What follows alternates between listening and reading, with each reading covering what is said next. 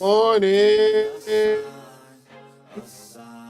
Jamaica, Jamaica, and the whole entire world.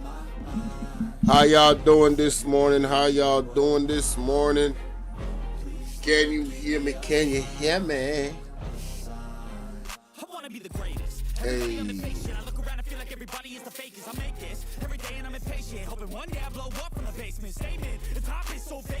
Come on in, come on in, come on in. Let's get it, let's get it, let's get it. Follow me on all platforms, ladies and gentlemen. You see it right there on your screen. Yes, yes. Follow me on Bolo VNR Clips. Get us to 1,000 over there on Bolo VNR Clips. Alright, Bolo VNR. Get us to 5K. And of course, it's my birth month, so that's all I ask for my birthday gift. Y'all sub up to all of my platforms if you have not already. We got Triumphant Healing in the building. What's going on? Oh, you know what? I thought I was ready, but I'm not ready. Give me a second. Do me a favor, don't treat me like a neighbor. Don't need the different flavors of your problems just to savor. I've got my own issues, I need a comb to get through. Don't need to groan with you, just go get your own tissue. I feel like I'm losing my mind. Is everybody in the world blind? Please, Lord, give me a sign, a sign. I feel like I'm losing my mind. Is everybody in the world blind? Please, Lord, give me a sign, a sign. That's it, the end of the song. Next time you'll sing along. Trust me, there's nothing wrong. I just need to carry on, cause society's a myth put there to make you sit. Listen to what they give. Don't ask questions, shut your lid. Yeah, don't ask questions, shut your lid. I need to run away from this and go get off the grid. Feel like my brain is overloaded, man, I'm losing it.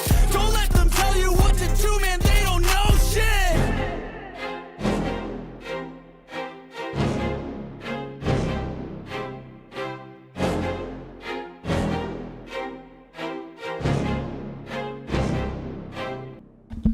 All right, ladies and gentlemen, we have an excellent show for you this morning. So we're going to go to present news, and then we're going to go into some things that happened in the past that I missed. And I think it's relevant to what is going on, because you see, our people tend to forget easily some of the things that this government and governments tend to do, which is do anything to try and win elections. You know, that's the sad part. They just do anything. You know what I mean? Anyway. How you doing, Splash Digi? Good morning, good morning, good morning. Good morning. How y'all doing this morning, man? I hope all is well. Today's Thursday. You know the weekend is upon us. Roslyn, Wagwan. The weekend is upon us, ladies and gentlemen. I have so much things to say right now. Who remembers when the Prime Minister was on his when he was doing his at the conference? I got so much things to say right now. Yo, I'm trolling. I am so trolling, ladies and gentlemen. Oh my goodness. What can goes on? Okay, we good.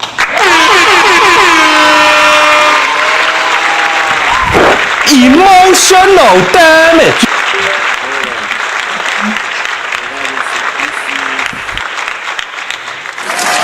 There we go. Embarrassing. All right, we good, man. All right, so let's go to the first story. All right. KSAMC. Woo! The KSAMC came out swinging. Shout out to Mayor Swaby. I have to say, the man is doing great work, ladies and gentlemen. He's doing great work. All right. KSAMC says Estate Bridge Holdings breached building permit. Emotional damage. So you mean to tell me, KSAMC, that the people that came out with the news was not lying? You mean to tell me, KSAMC, that the narrative that the JLP is pushing, that people is doing this and they doing that, this is actually real? You gotta be lying, man. Let's get to the article. I don't believe you, KSMC. I don't believe you. The Kingston and St. Andrew Municipal Corporation, the KSMC, has alleged that the Estate Bridge Holdings Limited was breached on an approved building permit issued for construction on Waycliffe Drive in St. Andrew, an entity in which the Prime Minister, Andrew Holness, previously, keyword, previously had shared and stake had a stake in Estate Bridge. This is accurate. This is why his name is coming up, because he previously had shares and had a stake in Estate Bridge. All right, good. It is in its report. You know what this is? This is like Jay-Z trying to say that he and P. Diddy was never friends. But then we have all this evidence of you guys at different events, of you flying from an event to go to his event the same night after performing. So how are you not connected to it? Make that make sense. How are you not connected to Estate Bridge, Prime Minister, when you had shares before? But I digress. In the report in Parliament last week, the Integrity Commission stated that the company is in some way linked to the Prime Minister. In some way. Man, listen. They trying to play that down. Guys, hit the like button for me, please. Please hit the like button, man. That's all I ask. Come on, man. Stop playing. It's my birthday week, man. I mean, well, in a few days, like, what, 5 days from now? Yeah, 5 days from now is my birthday, man. All I ask is that you guys hit the like button. Stop playing. All right? Come through the door hitting the like button. All right? If it's 30 of you watching, I expect to see 50 likes. If it's 100 of you watching, I expect to see 200 likes. Period. Anyway, moving right along. It says here, but in that statement, in that same report, the commission said at the time of its investigation, Estate Bridge Holdings was not owned by the Prime Minister. Neither did he have shares in the company, nor was he director of the company at the material time. Of course, they said that. Nobody read that and thought he was. But guess what? His son and his sister is. and his good friend, allegedly. So what are we doing? So y'all still don't see the connection? All you labor rights out there? Listen, man. The director of the company have strongly rejected the commission's conclusion. Why would they? Why would they not reject it? Why would they? Why would they agree that they did something illegal?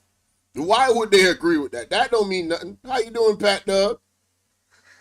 The municipality says... The municipality says following the Integrity Commission report, Mayor of Kingston, Andrew Swaby, requested a detailed report from Chief Engineering Officer. I can't wait. Ladies and gentlemen, pay attention. This report from the Chief Engineer Officer, oh yeah, we want to hear about that. According to the KSAMC, the report from the Chief Engineer Officer outlined breaches of the building permit issued to Estate Bridge. Wait. So according to the chief engineer the report from the chief engineer outlined breaches of the building permit issued to the KSA, issued to Estate Bridge.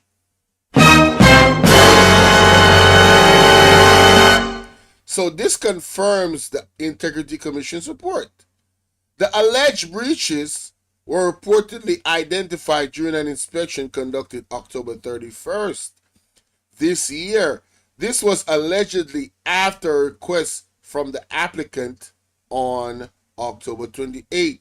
This would mean the KSAMC Chief Engineering Officer only identified the breach after the Integrity Commission site visit on July 12th. Emotional damage. And 13 this year. So you telling me that the Integrity Commission was doing a better job at identifying this breach than the chief engineer of KSAMC?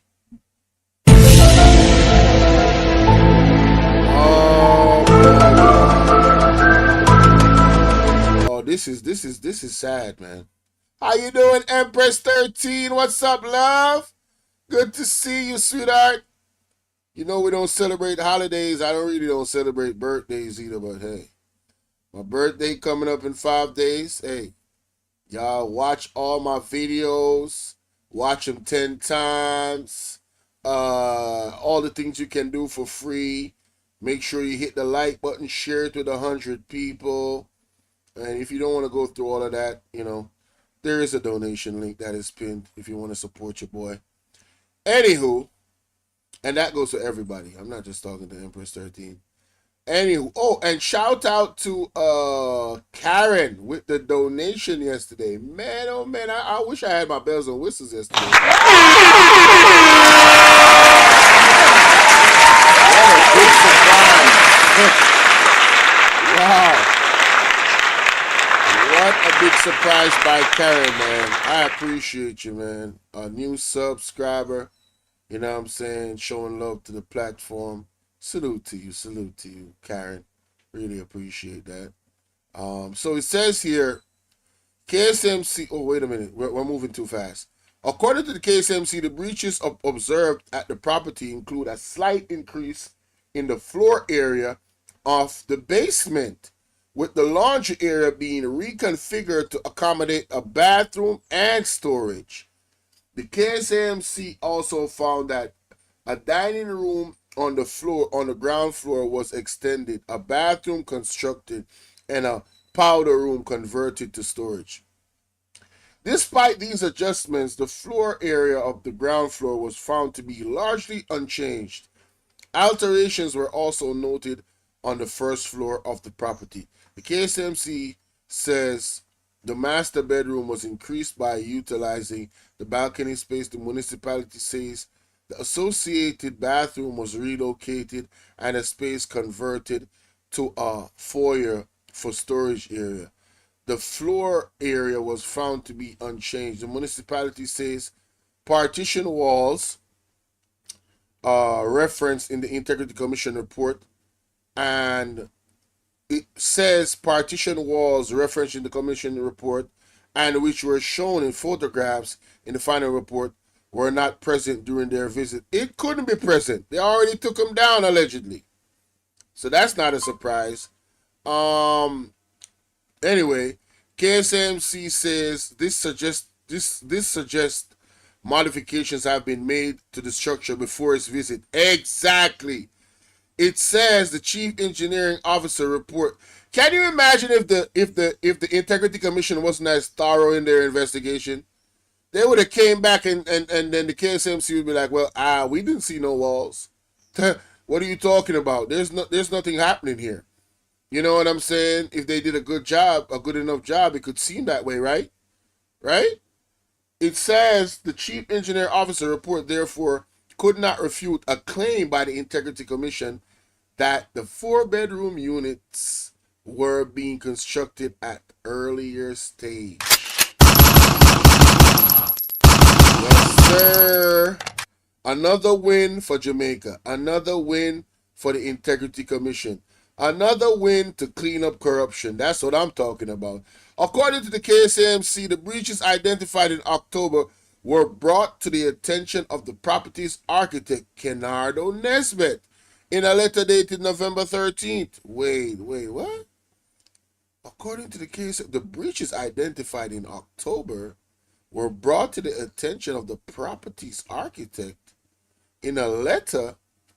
Okay, that letter reportedly provided two options to the architect: revert to the previous approved plan or regularize the changes through an as-built application. Okay, so let me read that again. Oh, so the KSAMC wrote them a letter. So the two options would be to revert to the approved plan. So this confirms that the approved plan was not what they were actually doing, ladies and gentlemen. Another confirmation that what we got in the Integrity Commission report is accurate. The KSAMC says Estate Bridge submitted an application to regularize the changes in a letter dated December 10th. Wow. When was the Integrity Commission report put out? Whoa. This was the same day the Integrity Commission report into the alleged breaches was tabled in Parliament. Come on, man. Oh, my God, bro. What are we doing? What are we doing? That is funny, honey. Ladies and gentlemen, funny. Are you kidding me? Oh my God, that is funny. It's not funny. I'm just saying. I just gotta laugh. Are you serious? Look at this last statement right here. The only reason, in my estimate, why there was a regularized letter application sent December 10th is because they knew this was coming. The Integrity Commission report. How you doing, Ryan Campbell? Salute to you, broski. Oh, you want to see the picture? I want to know where the pictures are from the IC. Oh, wait a minute. I got it. I got it. Don't worry. I got it. Oh, I got it. Hey, Pat Dub, thanks for the alley whoop.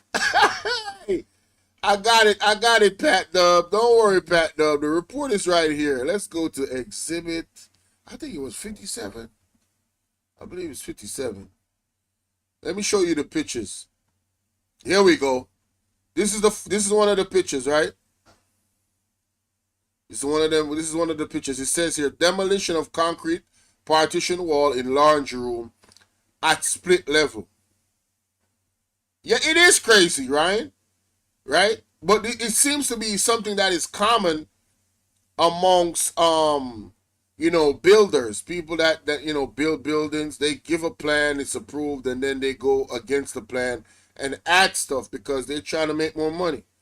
The more amenities in the house in terms of rooms and stuff like that, it increases your value of making money in it.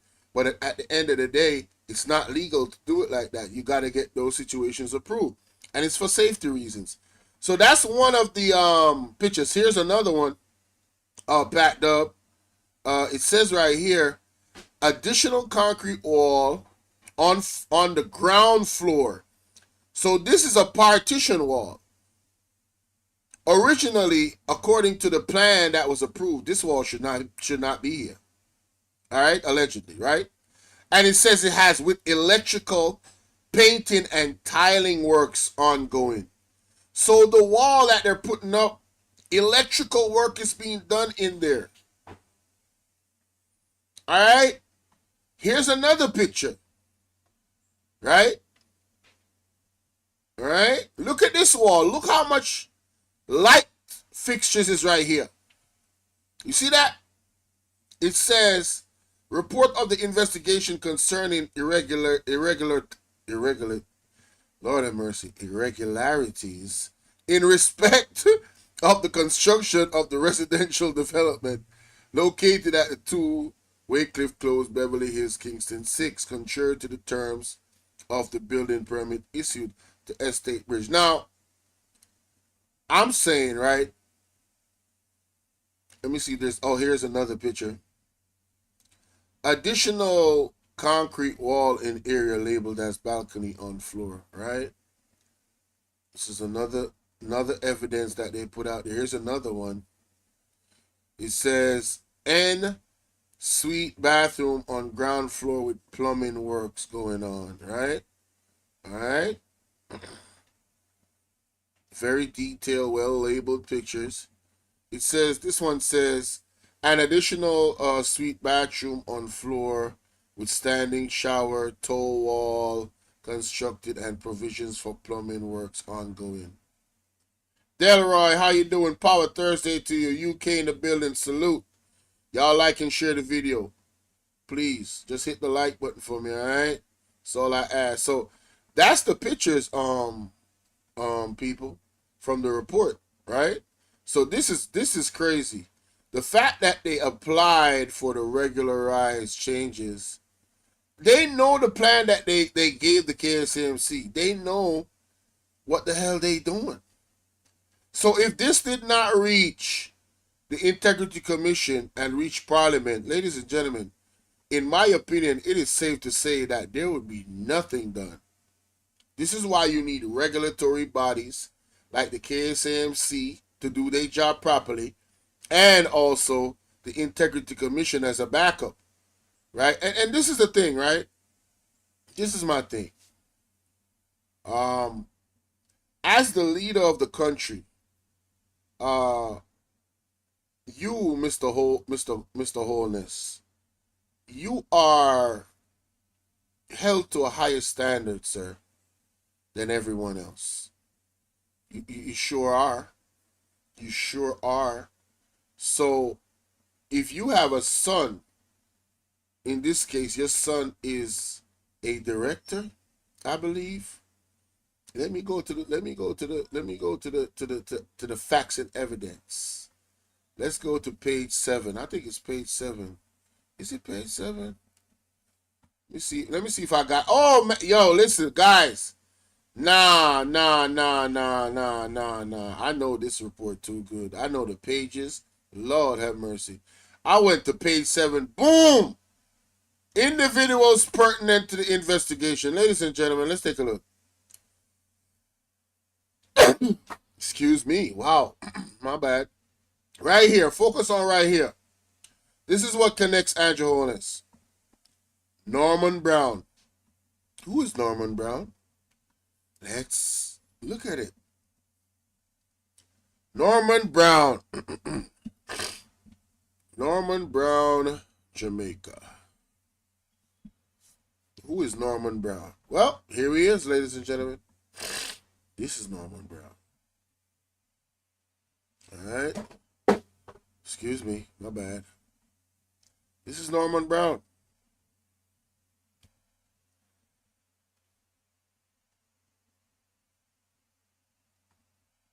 Yeah.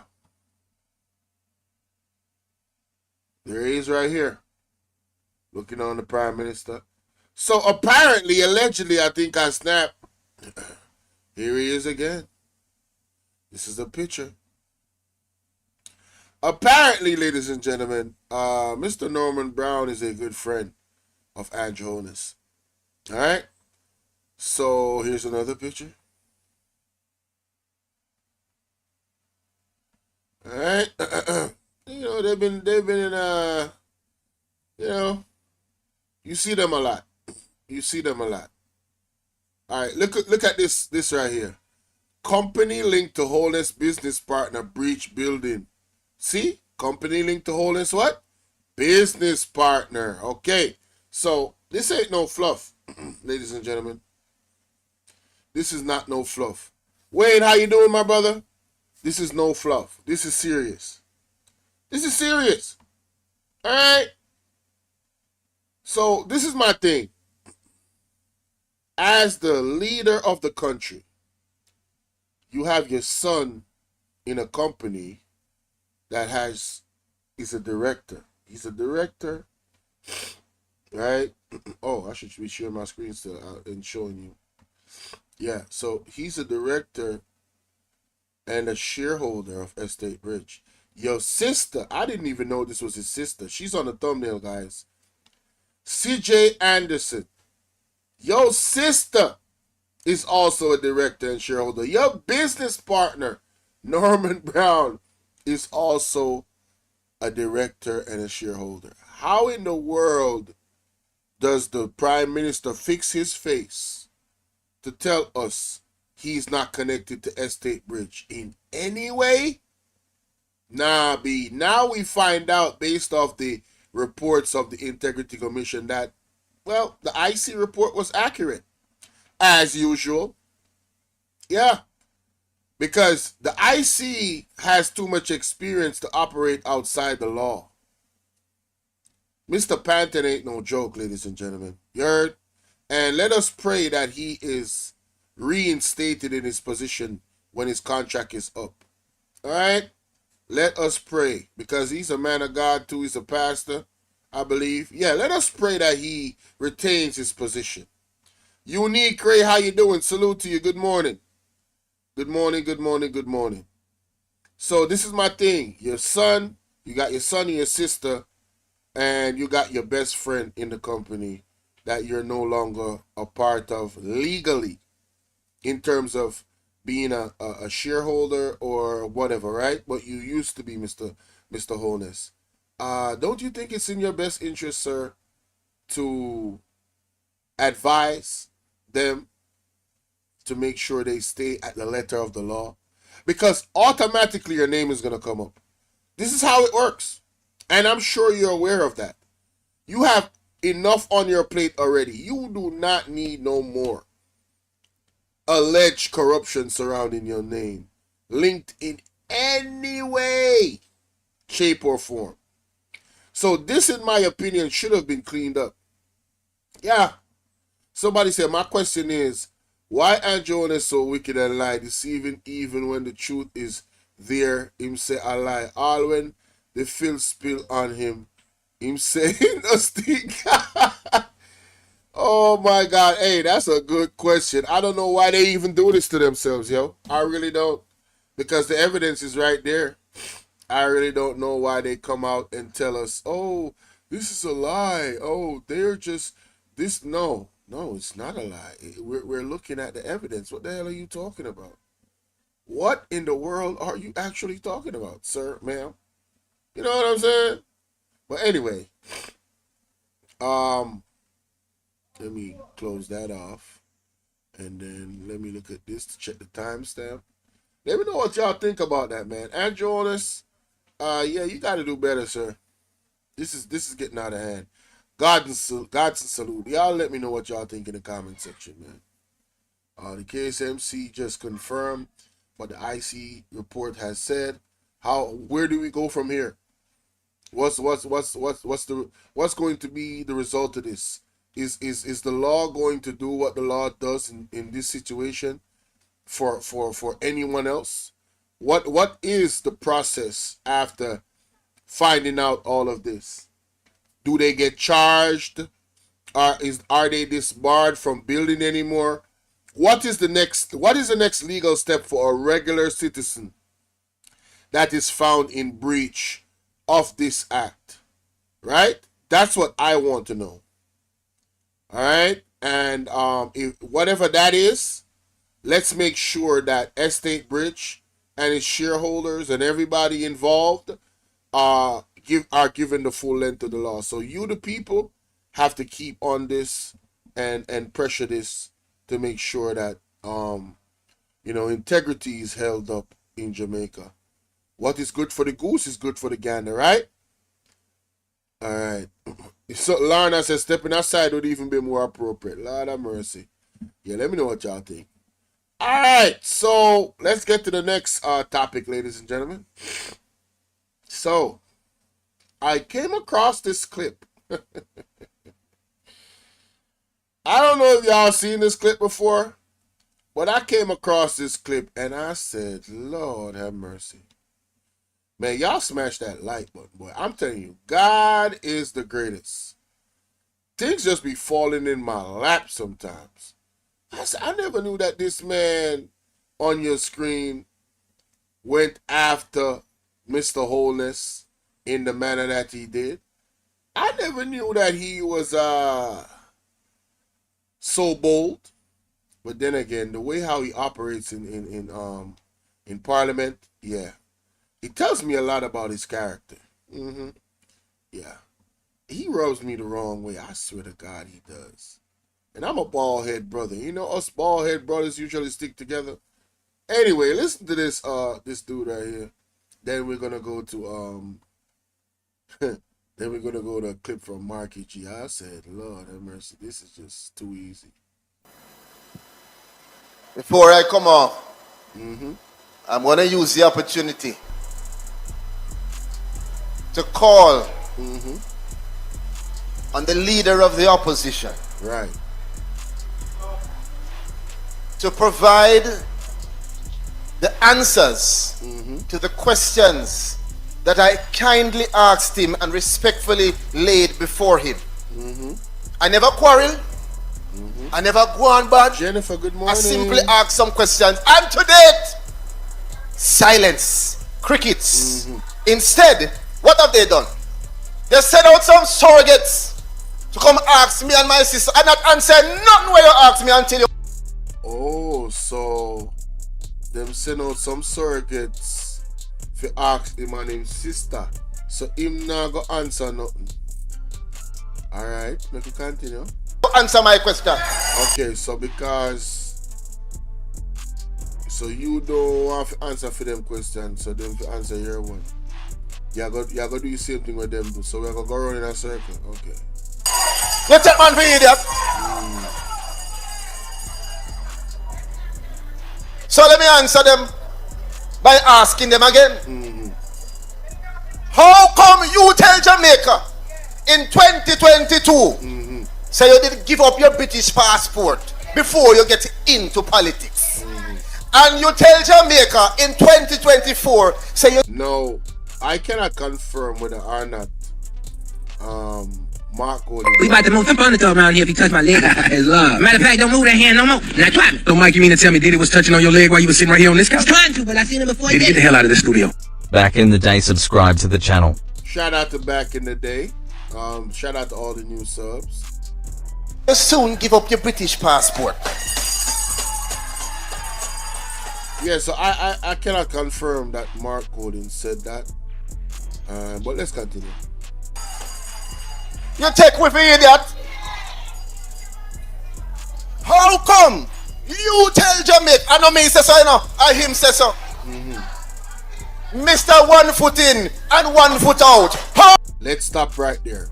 See, this is where you get caught up in the duo twist.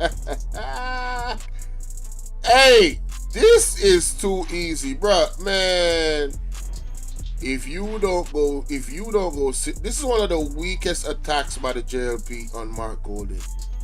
And the more they attack him, is the more they are losing.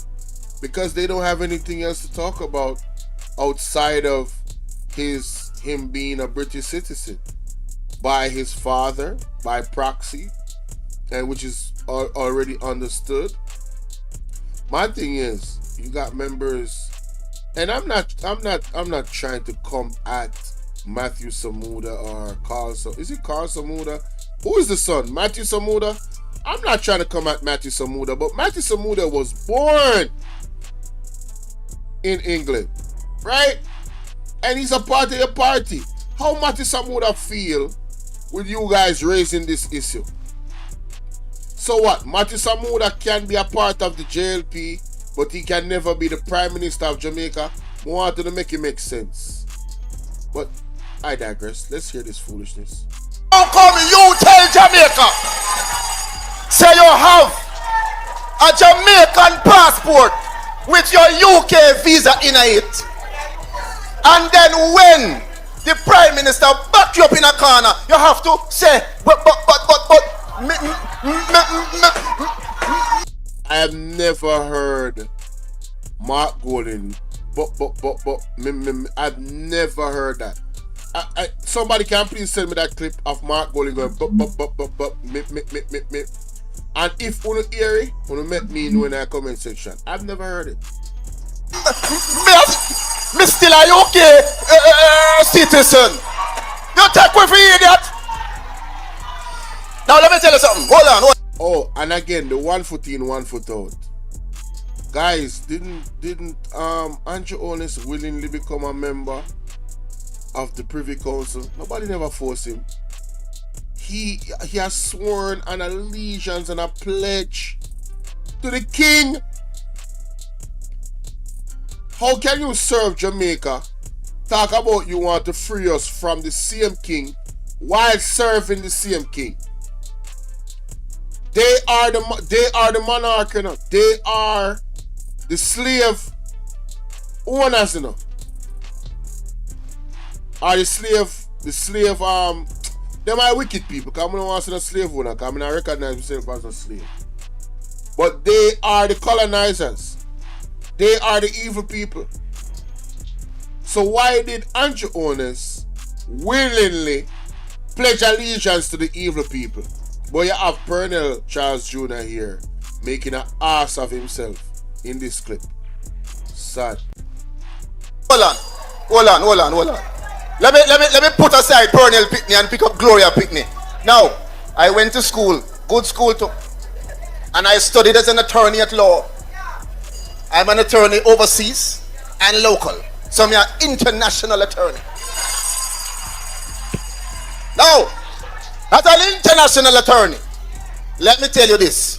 The only reason why an individual, whether them have 1 foot in or 1 foot out, would have a visa in a passport is if they were not a We about citizen to of move the the country. furniture around here if you touch my leg. It's love. Matter of fact, don't move that hand no more. Now try me. So Mike, you mean to tell me Diddy was touching on your leg while you were sitting right here on this couch? Trying to, but I seen him before. Diddy, get the hell out of this studio.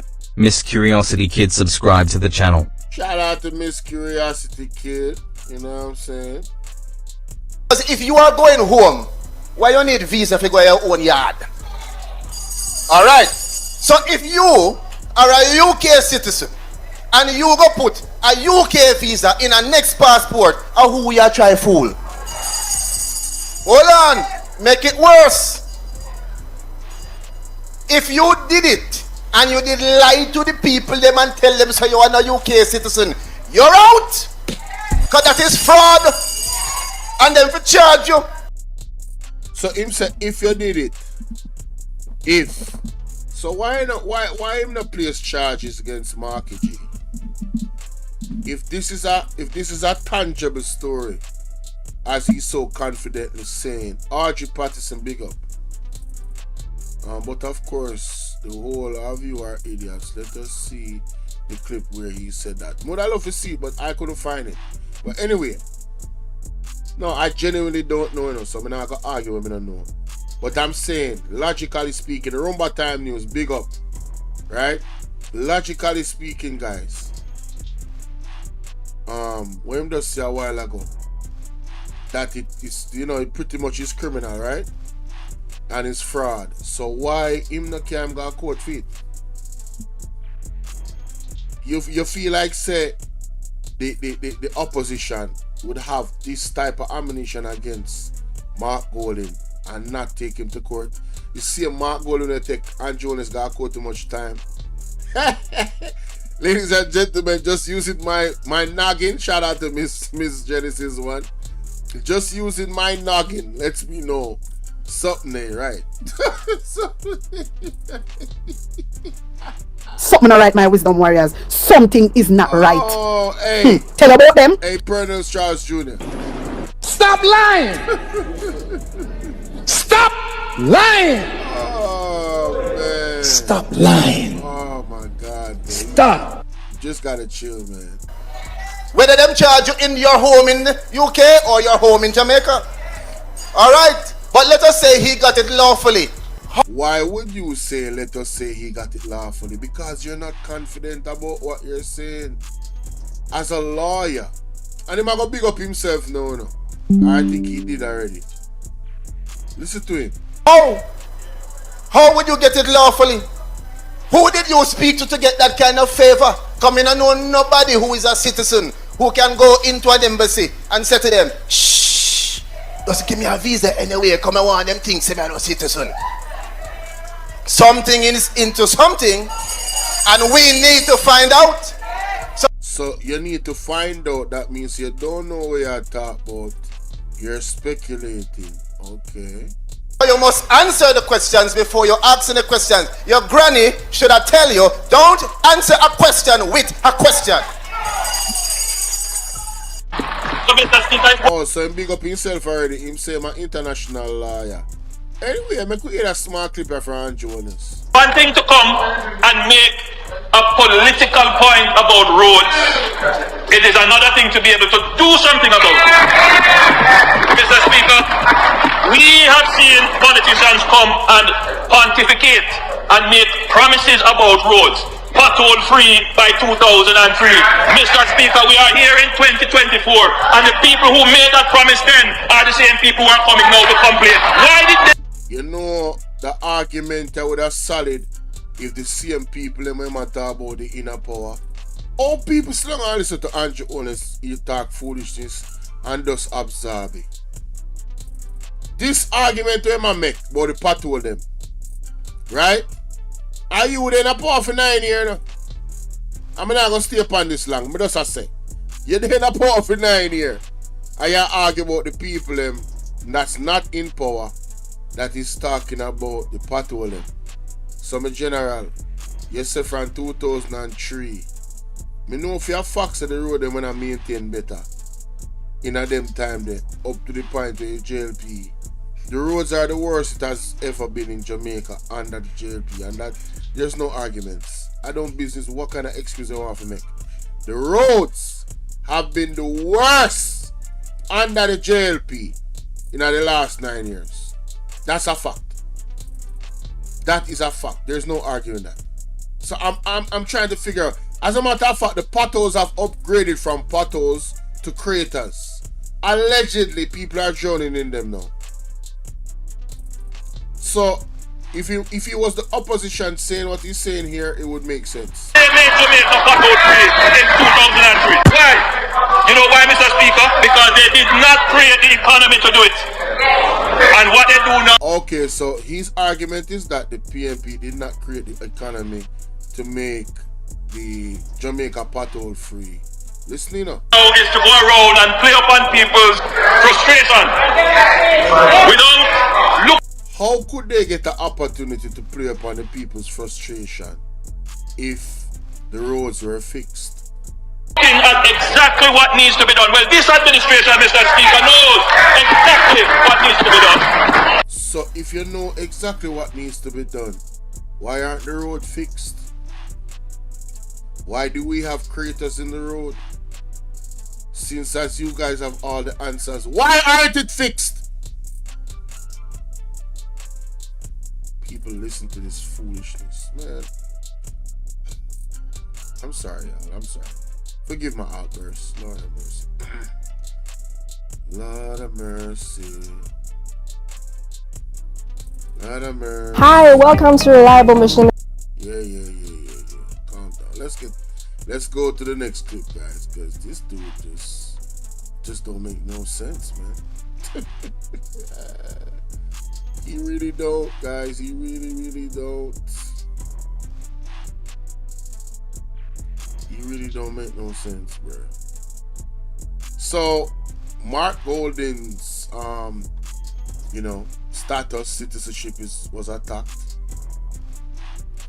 So let's hear how Mark Golden actually answers his response to that. And context matters. Pronunciation thing. I don't feel any rush because I'm lawfully in the parliament. I'm a Jamaican born citizen. Born Jamaican citizen. I have a right to be in the parliament if the people elect me. And the people of South St. Andrew elected me. So I'm there to represent them in parliament. Mm-hmm. So I noticed one guy today rush and go, after he got outed on radio, rush go announce him renounce his thing. He wasn't. What you think him attack? Matthew Samuda, you know? Born in Jamaica though, he's born in London apparently. Me no operate so. I'm not moving on any bummy basis. You hear that? I'm meditating on this thing, saying my prayers on this thing, and I'm listening to what is happening. I want a proper dialogue and conversation in Jamaica about dual citizenship, about who we are, about millions of Jamaicans who live outside of Jamaica, many of whom are dual citizens, and how we plan. Yo, I want serious conversation the man I bring up, you know. I want serious argument this man I bring up, you know. The man I bring up the diaspora, you know, other people who have dual citizenship, you know. Some of them will watch me right now. People on the field. Who are somebody where I want dual citizen? Call me right now. When they are America or wherever on the day, and I work hard and I sell on the money, go to Jamaica and I take care of how much family member them so. Who want to no call me? People, who want somebody call me? And to engage with them and deal with them and treat them. Yeah. And when we get through that debate, if the preponderance of opinion is that I should, as leader of the PNP, as leader of the opposition, as Prime Minister in waiting, shouldn't have a dual citizenship, then I will give it up.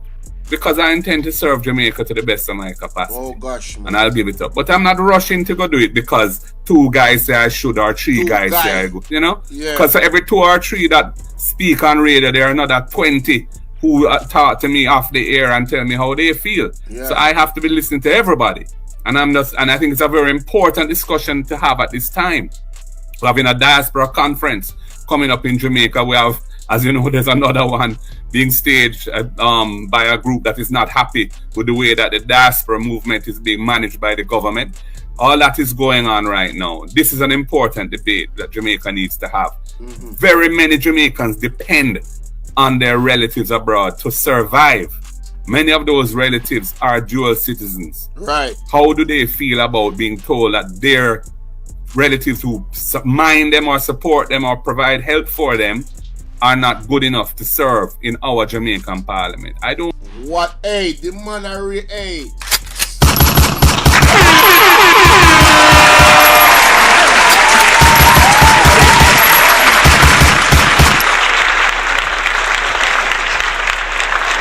Hey,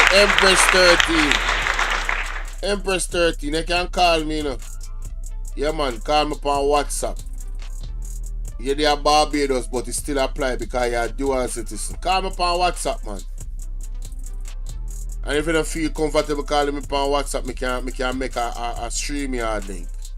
And you jump on real quick. Nobody now have to see you. Just them I got hear you though. Just let me know where you feel comfortable. Oh no, listen, let me play that back because I don't want to go over some people head, you know. The PNP as leader of the opposition, as Prime Minister in waiting, shouldn't have a dual citizenship, then I will give it up. Because so the man argument clear. If the people, and I disagreed with Mark Golding on this. I really was upset that him give up him citizenship. And you know why I was upset? Because of the nature of how he got it. His father is a citizen. Alright. Hold on the people. I get a call. You hear me? You have to turn everything in the background. Hey, Polo, it's me, Empress 13. Yeah, man, turn everything in the background, mama. I have. Alright, so talk to me. Let me lay down the question for you. As a dual citizen of Barbados and the UK, right? How do you feel about Barbados saying to you that you're not good enough to be the Prime Minister or President of Barbados because you have dual citizenship? What do you feel about that? I was born on the island of Barbados. Mm-hmm. So if I reach that stage to become Prime Minister, I have that right. Yes, and let me ask you, in the laws in Barbados, is it the law that as a dual citizen you can be the Prime Minister or the President of Barbados? That I don't know because I left Barbados when I was a child. I'm quite a mature woman now, so I really don't keep up with the politics of Barbados. All right. But I do believe so. Okay, so my next question would be, if it is not so, would you take offense to that? No. I'm saying if it's a case where you cannot be the Prime Minister, would you take offense to that? Yes, I would. Okay. Because I was born on the island, just like everybody else that's born on the island have a right. Man, oh man. You know, so nobody can take my rights away from me. No, no, no, no, no, no, no, no. Right. Well, there you have it, ladies and gentlemen. Hey, that's coming from somebody that is a dual citizen of a country in the Caribbean, Barbados, our neighbors. And so I don't know why the JLP took this road. Oh, there's a background echo. I don't know what's going on. They're just being awkward. They're just being bad-minded. It is stupid. If you have Chinese, Indian, white man and all that bullshit in Jamaica, in the Jamaican under the flag, out of many they're one. Come on. Right. That's that. I was gonna go there because Jamaica is unique in terms of our pledge and everything. Out of many, one people. So if you're gonna have that moniker in terms of a statement like that, why is these types of arguments coming up from you know, especially when it's legal? Because it's not like you're a citizen of America, because it would be different. Anybody from the Commonwealth in terms of the Constitution is okay. People that is from America has their own agendas that doesn't align with here, so you will see the conflict of interest of having somebody from American descent being the prime minister of Jamaica, right? But somebody that is aligned with the monarch, that's a part of the Commonwealth, it's legal. So why would they even bring it up? It's just asinine. Like I said, them bad man. Exactly. You understand? So the people and Mark shouldn't take any notice of that bullshit. I'm sorry. It's a lot of nonsense. Right. All right. I appreciate you coming on. I won't take too much of your time. Okay. Have a good day. You too, sweetheart. Appreciate it. Yeah, ladies and gentlemen, that was Empress 13, man. Shout out to Empress 13, you know what I'm saying?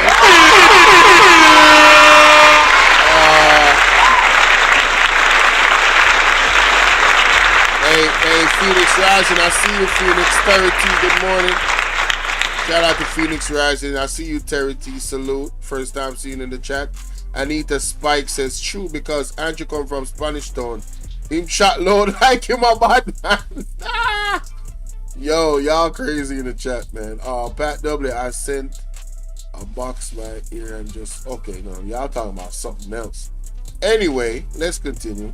I intend to serve Jamaica to the best of my capacity, and I'll give it up. But I'm not rushing to go do it because 2 guys say I should or 3 guys say I go, you know? Because yo, may I tell you, say, you know, Mark Golding talk more patwa than me.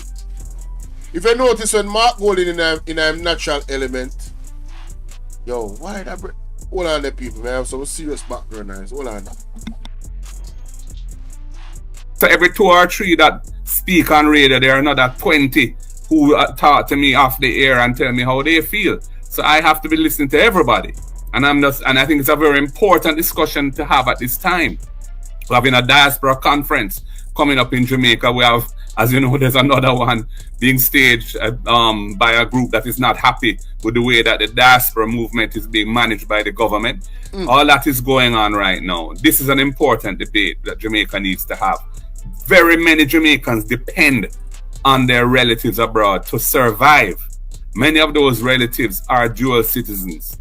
How do they feel about being told that their relatives who mind them or support them or provide help for them are not good enough to serve in our Jamaican parliament? I don't know how them going to feel about that, you know, because it's a kind of disrespect argument where you say you can, you must send your money come, but we're not really rate you as Jamaicans. I don't, you know, to me. Yo, Mr. Marky G talk more in a Jamaican than me. May I tell you that? That is a violation to them or of them. So I am just listening and watching. I have the form, the same little form that the guy, same sign. I have that form. Hold on. I printed already. Pronunciation. Oh.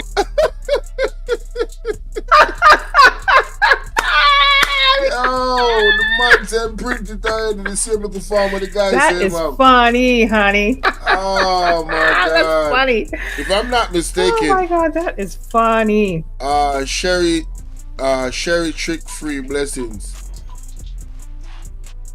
Me sending the number, you know, try up. Me don't know if I call you want to call in now, you know. Is it call you want to call in now? If you want to call in, call in. Quickly before me move on from this reaction, because I have something else to look at. I would want to record your conversation in this. Yeah, the man a real Jamaican man. Him, you can't say born, I don't pretend business. But Matthew Samuda, she should call her. Alright. Hello?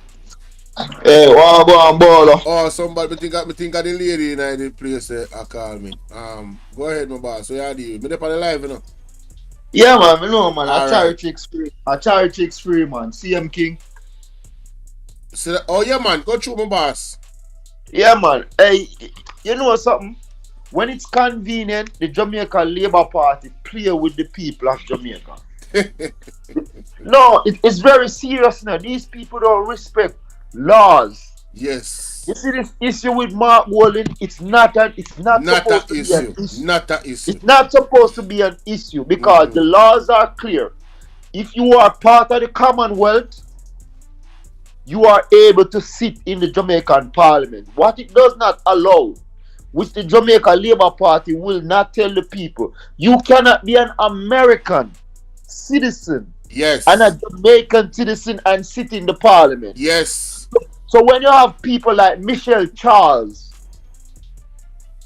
who is an American citizen, and sit in the Jamaican Parliament, that's illegal.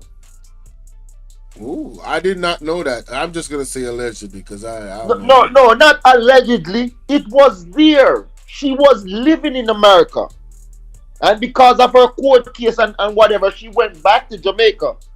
Oh, so this is an actual story. Okay, this is an actual story. Where's her name? May I look it up? Where's her name? Her name is Michelle Charles. Michelle Charles. Dr. Michelle Charles. Oh, she used to have a dentist place in, I think, Florida. Right? But what I'm getting at is to say this should not be an issue.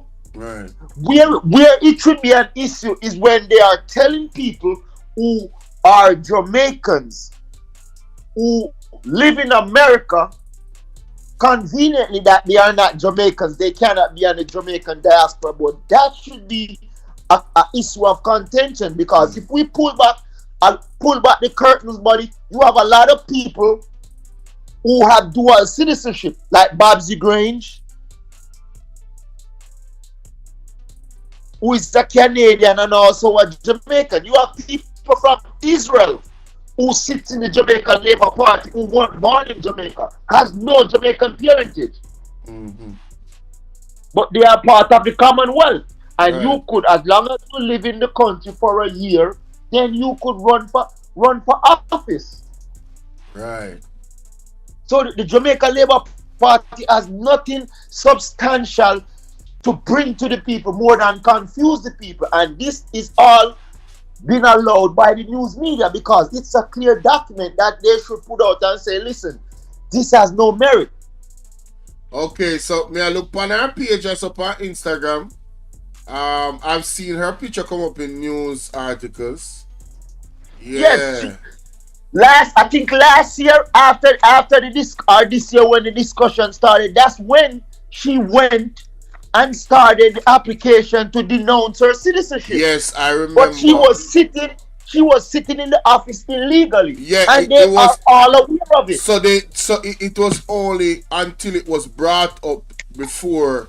So basically this individual, alright, so let me just say this. Personally, I understand why the American dual citizenship is a problem. However, if there is to be a discussion for that to change, that is up to the Jamaican people collectively. Now, with that said, it is by law clearly a breach. It is a breach. Clearly. And they were aware. So, this to me says a lot about the Jamaica Labour Party. You understand? Because I don't have anything against his sister personally. But no, I don't have anything she against should her, know the law as well and be well aware and do what she's supposed to do the right way and come into parliament. Exactly. And not only that, it seems as if, well, I know to your point, it seems as if that these people really have a problem with the law. They don't like to follow rules and laws.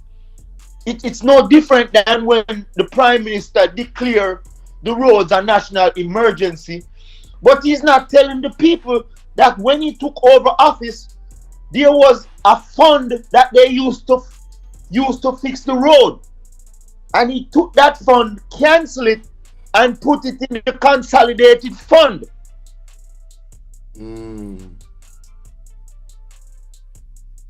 So these people don't follow rules and laws. And if they are talking about that, about Mark Golding, then why don't they sign the code of conduct? That's another issue in itself. You asked for training, you and your team, you and your wife, and you didn't sign the code of conduct. But what that says is that when they commit a crime or they breach the laws of the country, the fact that they didn't sign the code of conduct tells you that these people had it in their intention that, listen, I am going to commit a crime against Jamaica. And I don't think any well-thinking Jamaican would say that is a overreach of an assumption. No, it is premeditated because you listen. If you ask for training, to say you want training to know the rules and the laws, and then when you get the training, you refuse to sign it, then why did you ask for it in the first place? In the first place, right. And why do you refuse to sign it? And if you refuse to sign it, why don't you step aside out the office? Right. Because you could not work at a private company and they said, okay, you got to sign the rules and conduct. You have the job. You have to sign this before you're hired. You would not have a job. Right. So that means the police and the doctors who also have to sign a code of conduct, they all should say, we're not signing the code of conduct. Right. Are you going to say they should not have a job? I think the Jamaica Labour Party is very sloppy in their approach in terms of strategy, you know. No, they don't have any strategy. Because why would you come at Mark Golding with this situation with this lady and then Matty Samoda? I mean, it really is. They have no strategy whatsoever. They say that drowning man clutch off after straw, and that's exactly what they're doing. No wonder they not run the country good. No, they can't run the country good because they have no ideas. Rough, Bridget. They have no ideas. None whatsoever. Look at what's going on now with them fixing the road. The money is being swindled. And you're not getting value for money. Hey, you know what say? When name something there. Play one sound bite. That alone some. Where Big Mama say them have a surplus of money. Go on top, I go find it. Yeah, I see it. Yo, Chacha, them people are easy, man. So when you look at how the roads are, if they have all of them money there, right? Where the money there? Like, why the road them not fix? If them have all of them money there, like they must say. No, but if people go back and look, you know, he's also tricking people because he said he will spend $20 billion on road this year and $20 billion next year because they don't have the $40 billion. So how you go and sign a contract to say you're going to spend $38 billion this year? Go back and look at it. When they announce it, that's how they could spend $20 billion this year.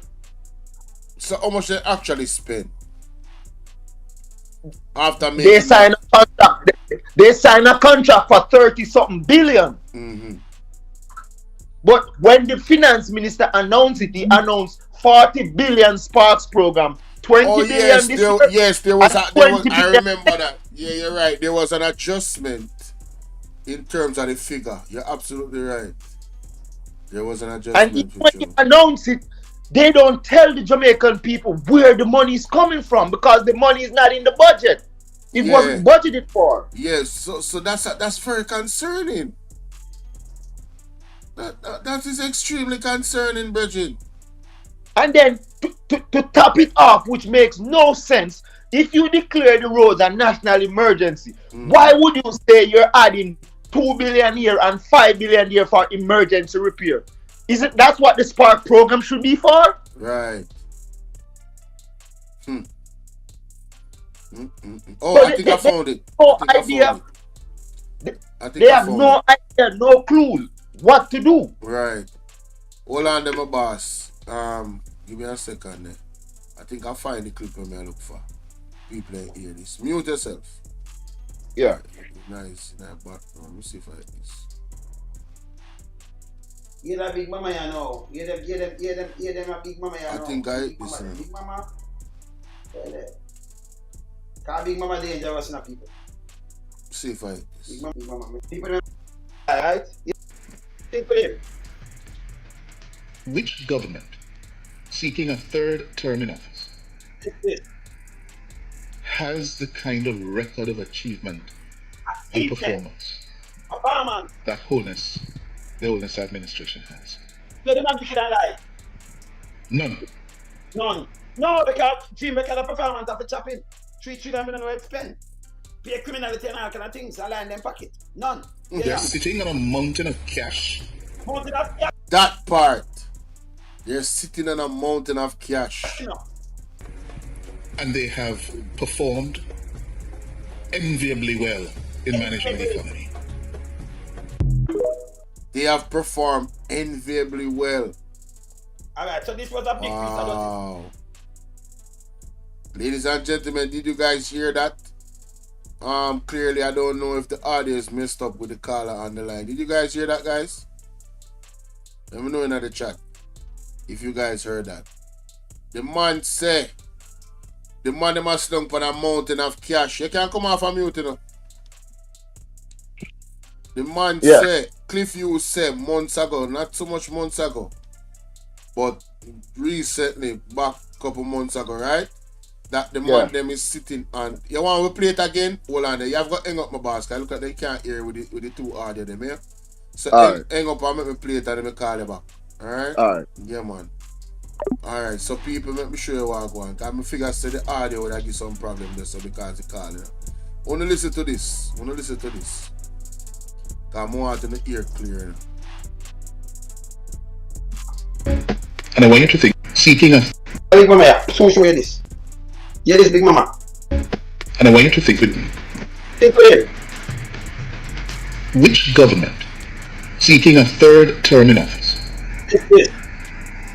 has the kind of record of achievement and performance that the Holness administration has? So the man should lie. None. No, because Jim make a performance of the chopping. 3 trillion million where spend. Pay criminality and all kind of things. I lie in them pocket. None. They're sitting on a mountain of cash. Mountain of cash, you know. And they have performed enviably well in managing the economy. The man said they are sitting on a mountain of cash and is performing enviably well with the economy. Stop lying! Stop lying! Stop lying! Stop! Help, we key out of the ladder. We need your divine intervention. We're tired of the labor rights. We're tired of the green people. We are so far. We can't take it no more. We need this. We need this. We need it. Help! Help! Jesus Christ of Nazareth. Psalm 46.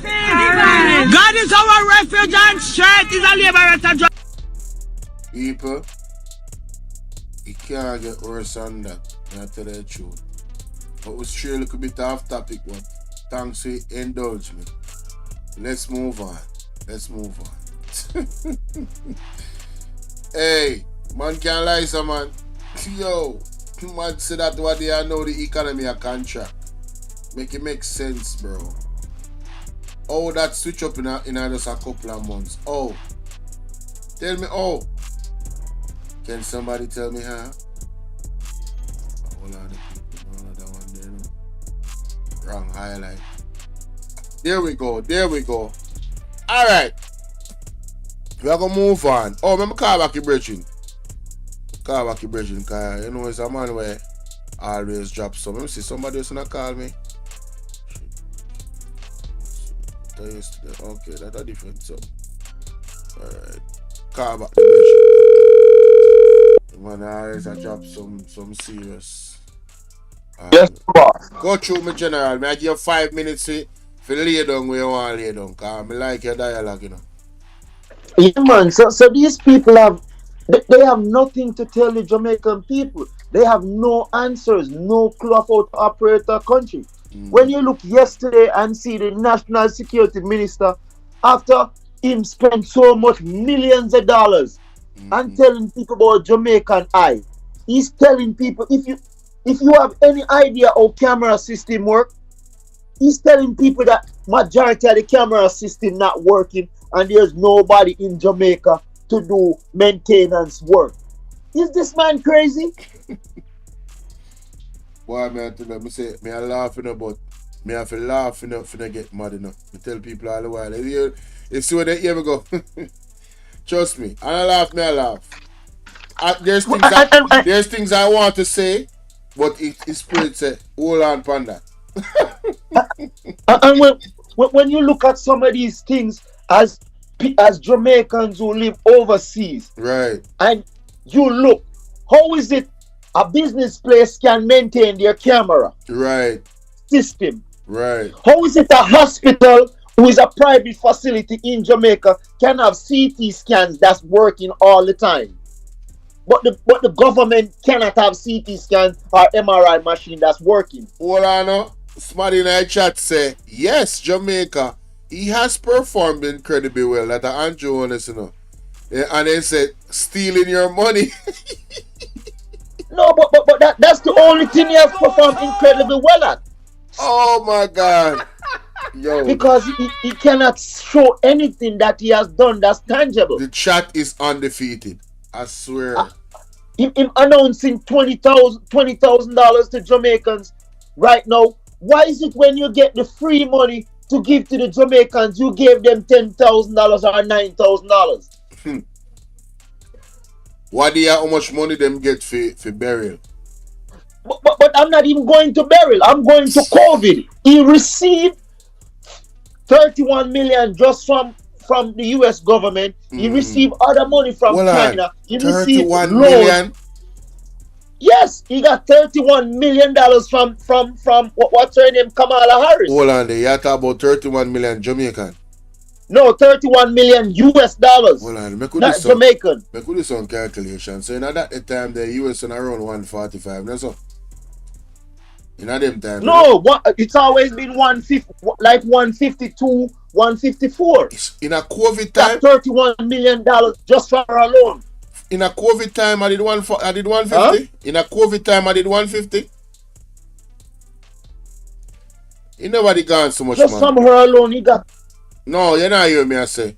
May I ask a question? It was 150. Yeah, 150. Right, 150. Yeah, 150. So how much I say? 30 how much million? Yeah, it was 150. So may I say a 31 million in get? $31 million he got from Kamala Harris. Cover. Well, on the people, may I do some maths. 31 million US dollars. So that is 4.6 billion Jamaican. You know? Just one check. Yeah, hear me? A 4.6 billion Jamaican that, you know.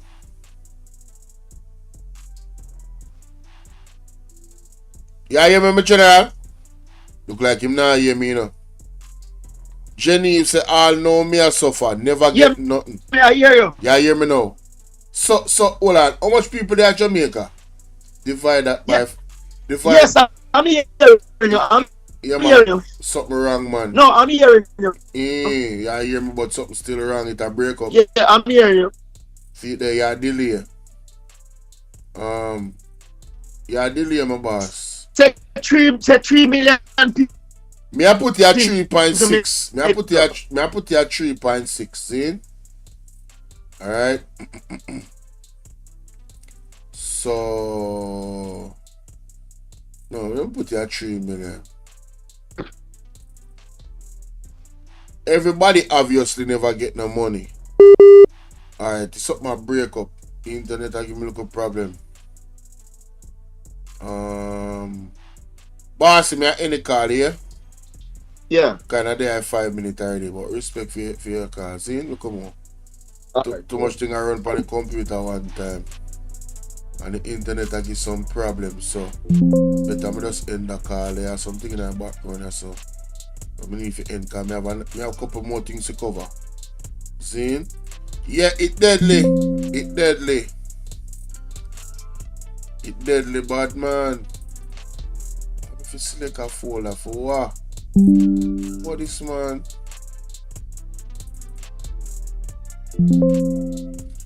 Alright, this a piss me off. I don't really want to see this no more.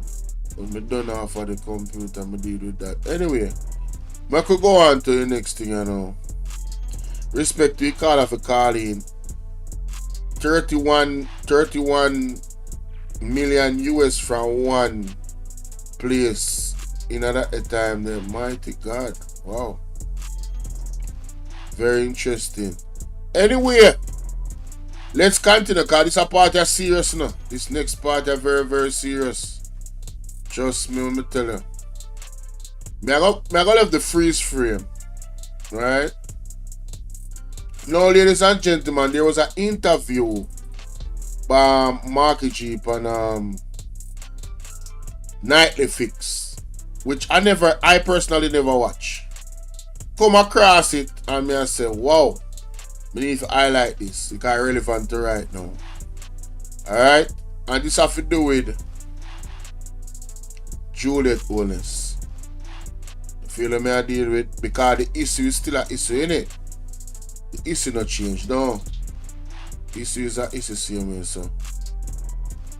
You could hear what Marky G have to say about the situation because the thing that when him say about it, it kept me off guard because we never really hear him speak about it in this way. I don't know if you guys have heard it, but if you haven't, we're gonna hear it together, Zane. Alright. Let me just speed it up a little bit for fair use, although I have it overlay up already. You don't want no problem. You know, some of the we not say Nightly Fix, but you know. And every content creator want in a certain way with them thing.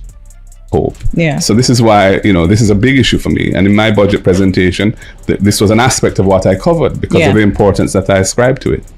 I mean, we can jump into it because in your budget speech, you mentioned that, I guess, the conflict of interest that it seems to be with the Speaker of the House being the wife of the leader of the government. And you're saying, is it that you want her to be removed? Like, what is it? What is your main contention with? I was making a point that we are in a low trust environment, and there are a number of things that have happened which are contributing to this low trust environment. I made a number of points giving examples of that, including for the issue of the appointment of the spouse of the Prime Minister, his wife, as a speaker. Which has established an unprecedented situation in which the head of government, who's the Prime Minister, his spouse is a person who runs Parliament, who makes decisions about who can speak and who can do what in Parliament, and especially in the context of how that's been managed since her appointment. That was really the problem I was having. The issue itself was always one of concern to me, but we didn't try and block it at the time. We didn't, because it was unprecedented, and we thought it wouldn't be fair to say that. And hindsight is 20/20 vision. But at the time we said, let us see how it plays out. Let us see if Mrs. Holness can perform that role in a non-partisan and fair way. Yes, and not to cut it because people bring up the fact that her appointment was approved by the PNP. Yes, it was. There is a tradition. You see, there's a tradition in the parliamentary system that we have. There's a long-standing tradition that because the speaker is supposed to be above the fray, is not representing a side, but is an umpire of the proceedings. When they're appointed, the opposition is expected to second the nomination. I did not know that. I did not know that. And this is why this is important, why I cover this. What he just said about the tradition of the parliament and picking the speaker of the house is important. I want to listen again, This is key, ladies and gentlemen. Alright? The issue itself was always one of concern to me, but we didn't try and block it at the time. We didn't, because it was unprecedented, and we thought it wouldn't be fair to say that. And hindsight is 2020 vision. But at the time we said, let us see how it plays out. Let us see if Mrs. Holness can perform that role in a non-partisan and fair way. So this is the position of the PMP at the time. One, it was a tradition. Two, they were not majority of the house. So even if they had went against it, it wouldn't really have mattered. And three, they're like, let us see if she can operate in a non-partisan way as Speaker of the House. Now, I will say this. That was poor judgment by the PNP. Them definitely get booed for that.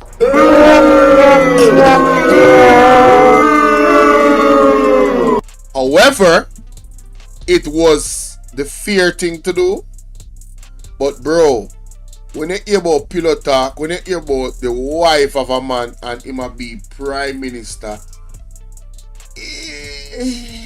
that was bad judgment. I ain't gonna lie, man. That was really bad judgment. Y'all definitely. I mean, I understand what you're saying in terms of, you guys couldn't have really done anything about it because they got majority of the house. But let's continue. Let's listen. Not to cut it because people bring up the fact that her appointment was approved by the PNP. Yes, it was. There is a tradition. You see, there's a tradition in the parliamentary system that we have. There's a long-standing tradition that because the speaker is supposed to be above the fray, is not representing a side, but is an umpire of the proceedings. When they're appointed, the opposition is expected to second the nomination to show that the parliament has come together and chosen this person. So when I wasn't there that day, but when it was presented, and there'd been some talk that this might happen, but when it did happen, the clerk of the parliament presented a script as to what is to be said procedurally to our leader of opposition business, and he followed the script, and it had been explained that this is a tradition, and we had not taken a decision to block it. We couldn't block it anyway because it's ultimately, I think, done by majority, and they have a huge majority. But we didn't withdraw from the tradition at the time because. So when you hear that, them couldn't do nothing about it, people. They couldn't do nothing about it. We felt it would be, I think, a divisive thing to do then, and there was no, other than the apparent potential conflict, there was no actual issue that we could have raised other than that one. And we decided not to take an issue with it. But subsequent to that, we have had real concerns. There are these reports that come to Parliament. So subsequent mean prior. After the fact, Zane, the concerns arise based off our performance. Right? This is what has happened, The man I get a full breakdown, people. Listen.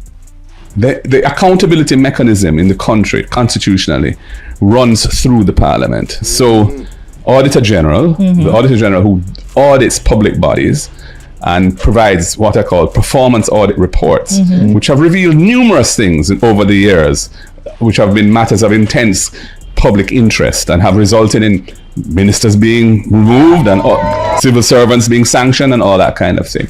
The tradition has always been, and the understanding of the correct procedure has always been, that when an Auditor General's performance report comes to Parliament, it is tabled, meaning that becomes a public document by being included in the documents that are presented on the next day that Parliament sits. Right. So is that for you guys to discuss? That's what you mean? Yes. It's referred to the Public Accounts Committee then in the case of the Auditor General's reports. And there's a thorough investigation of her findings, and people are summoned to come and answer questions on it and all that kind of thing. Speaking of, today it was reported that the Integrity Commission reported that all of its annual investigation reports that were submitted to Parliament have been tabled. So that was reported. Yes, no one was saying that is not the case.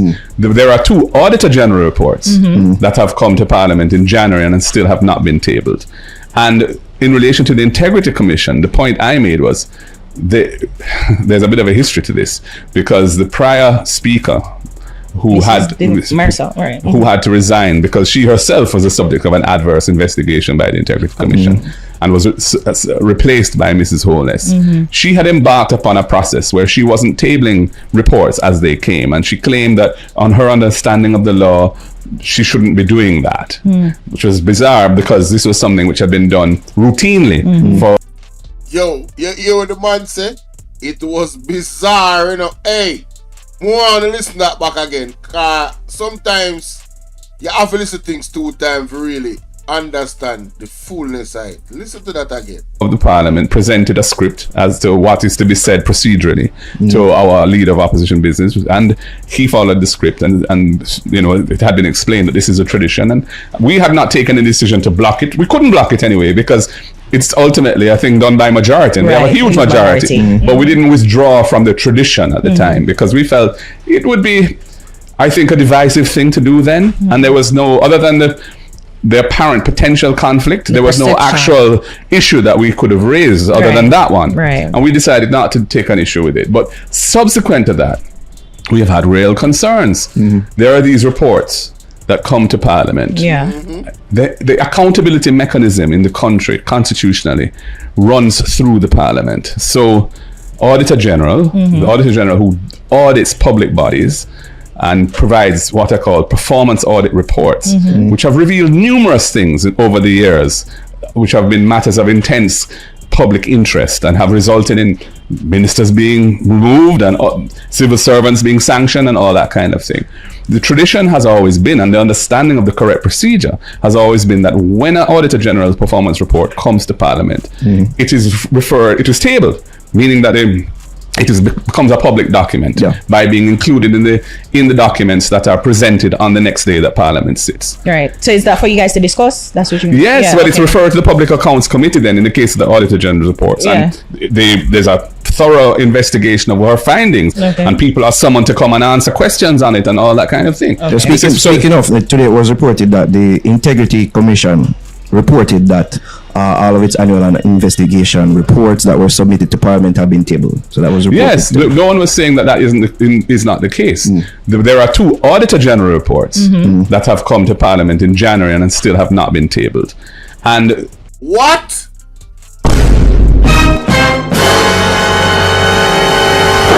Emotional damage. Did you hear that? Speaking of, today it was reported that the Integrity Commission reported that all of its annual investigation reports that were submitted to Parliament have been tabled. So that was reported. Yes, no one was saying that is not the case. There are 2 Auditor General reports that have come to Parliament in January and still have not been tabled. Hold up, man. Wait. Ladies and gentlemen, I gotta do some investigation. When was this interview? Lord have mercy. Let me play this. Wait a minute.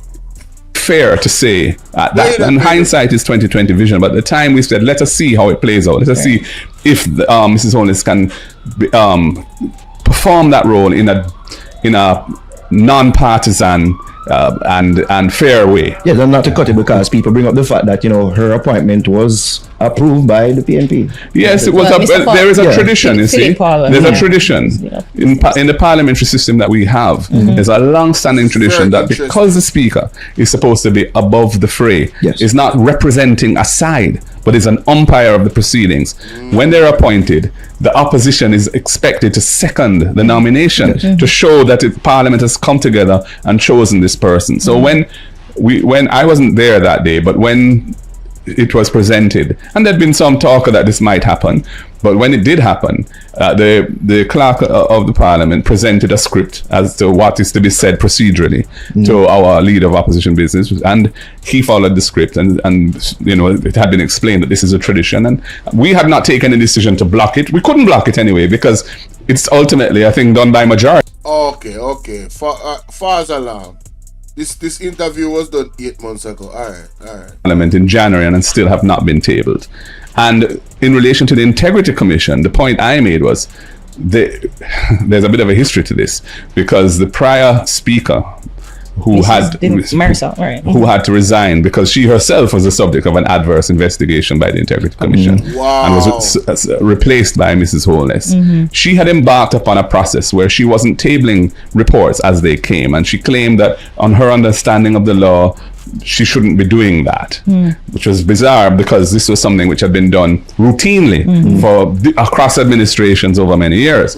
So we had requested that a legal opinion be obtained from the Attorney General's chambers on the matter.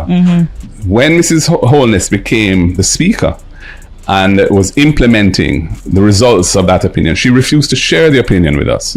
So she relied on it but wouldn't share it, which is, in my view, very suspicious and wholly inappropriate, because it governs how Parliament is conducted. We are all members of Parliament, so an opinion about how Parliament is conducted should be shared with the members, and indeed on a matter like this should be made public. So, lady, you don't want to be held accountable.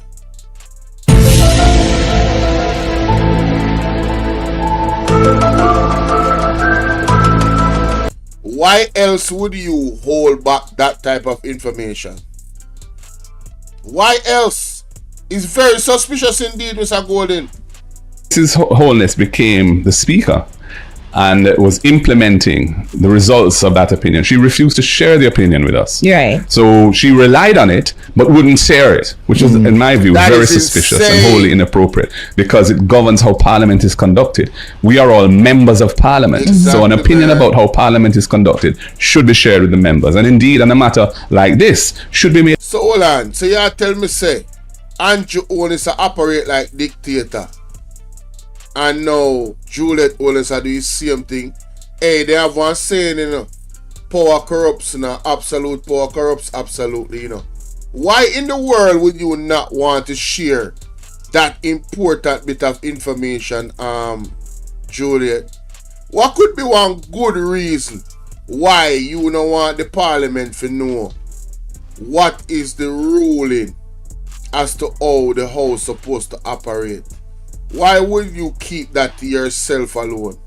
You are the House Speaker, so therefore you govern how it operate. But what about the people that actually is in the House? They should know whether or not you're, one, abusing your power, two, not following the rules, or three, you're doing the things the right way. Right? That is the point of having the knowledge. So why would you hold back the knowledge, guys? These are red flags, you know. These are major red flags. It tells you a lot about somebody. These people don't want to operate with transparency. They want to allegedly move in a some little cheeky type of way. It's sad. It is very, very sad. In public. She declined to let that happen after repeated requests for it, including requests made by me as leader of the opposition. Then in her ruling as to what would happen going forward, she said that there are some categories of Integrity Commission reports that are not going to be tabled as they come, but will be sent to the Parliamentary Integrity Commission Oversight Committee. There is a special committee of Parliament that has been established to look into matters as to how the Integrity Commission is functioning, whether they have enough resources, whether they have issues in the law that need to be changed, and that kind of thing. Now, the government side have the majority on that committee. They appoint the chairman. So they control that committee, and if a report is sent to that committee without being tabled, the public won't know about it, don't know what it says. And the timing as to when that committee meets, and they have not been meeting frequently, what is on the agenda for the meeting is entirely up to the government. So if there's something that they're uncomfortable with and would prefer not to come into the public domain, that procedure that she has entrenched by that ruling is given an opportunity to be abused. And going forward. And I have a big problem with that. Now it is people, wanna see the clear conflict of interest. Because if it's something, you notice how the Integrity Commission report them. We have to do with the PMP. Brother them where them did late with them stuff. You know, notice how they report that it come out in a one timely manner. It was just smooth. Who notice? So therein lies the conflict of interest because we have several JLP members, high-ranking members of the JLP saying that they will do anything for Andrew Honest win the next election.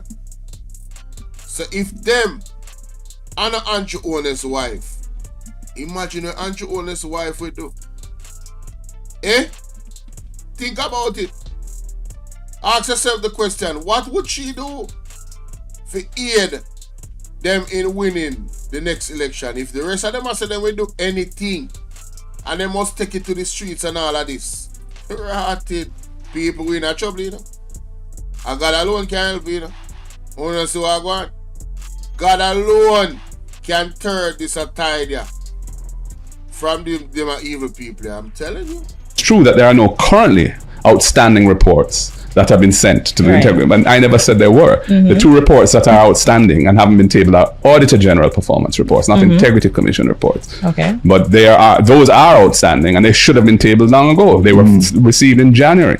So based on this and what everything I've just summarized for you, I have concerns that having the spouse of the Prime Minister, who himself has issues with the Integrity Commission, as I've said, with his own filings and so on.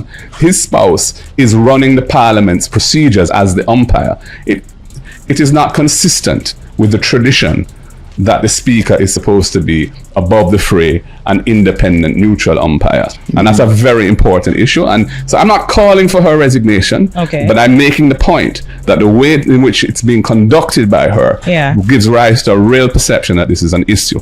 And I would have loved if she would correct it, release the opinion, and I think reverse the ruling that says that certain reports aren't going to be tabled before being sent to this committee that the government controls in Parliament. That is a highly unsatisfactory way to run our democracy. But with and just to bring up Speaker Holness's point, she said that she defended her decision to send reports from the Integrity Commission to its oversight body before tabling as government and opposition legislators sparred over the non-disclosure of the Attorney General's opinion on the matter. And she said that her decision is not inconsistent with the law, so meaning she's not breaking any laws. So you think that even though to you it's probably unprecedented, this whole thing with the wife and the being the Speaker and the husband being the leader of government, it really is unprecedented, but it's not illegal. It's not illegal. So then why bring it up?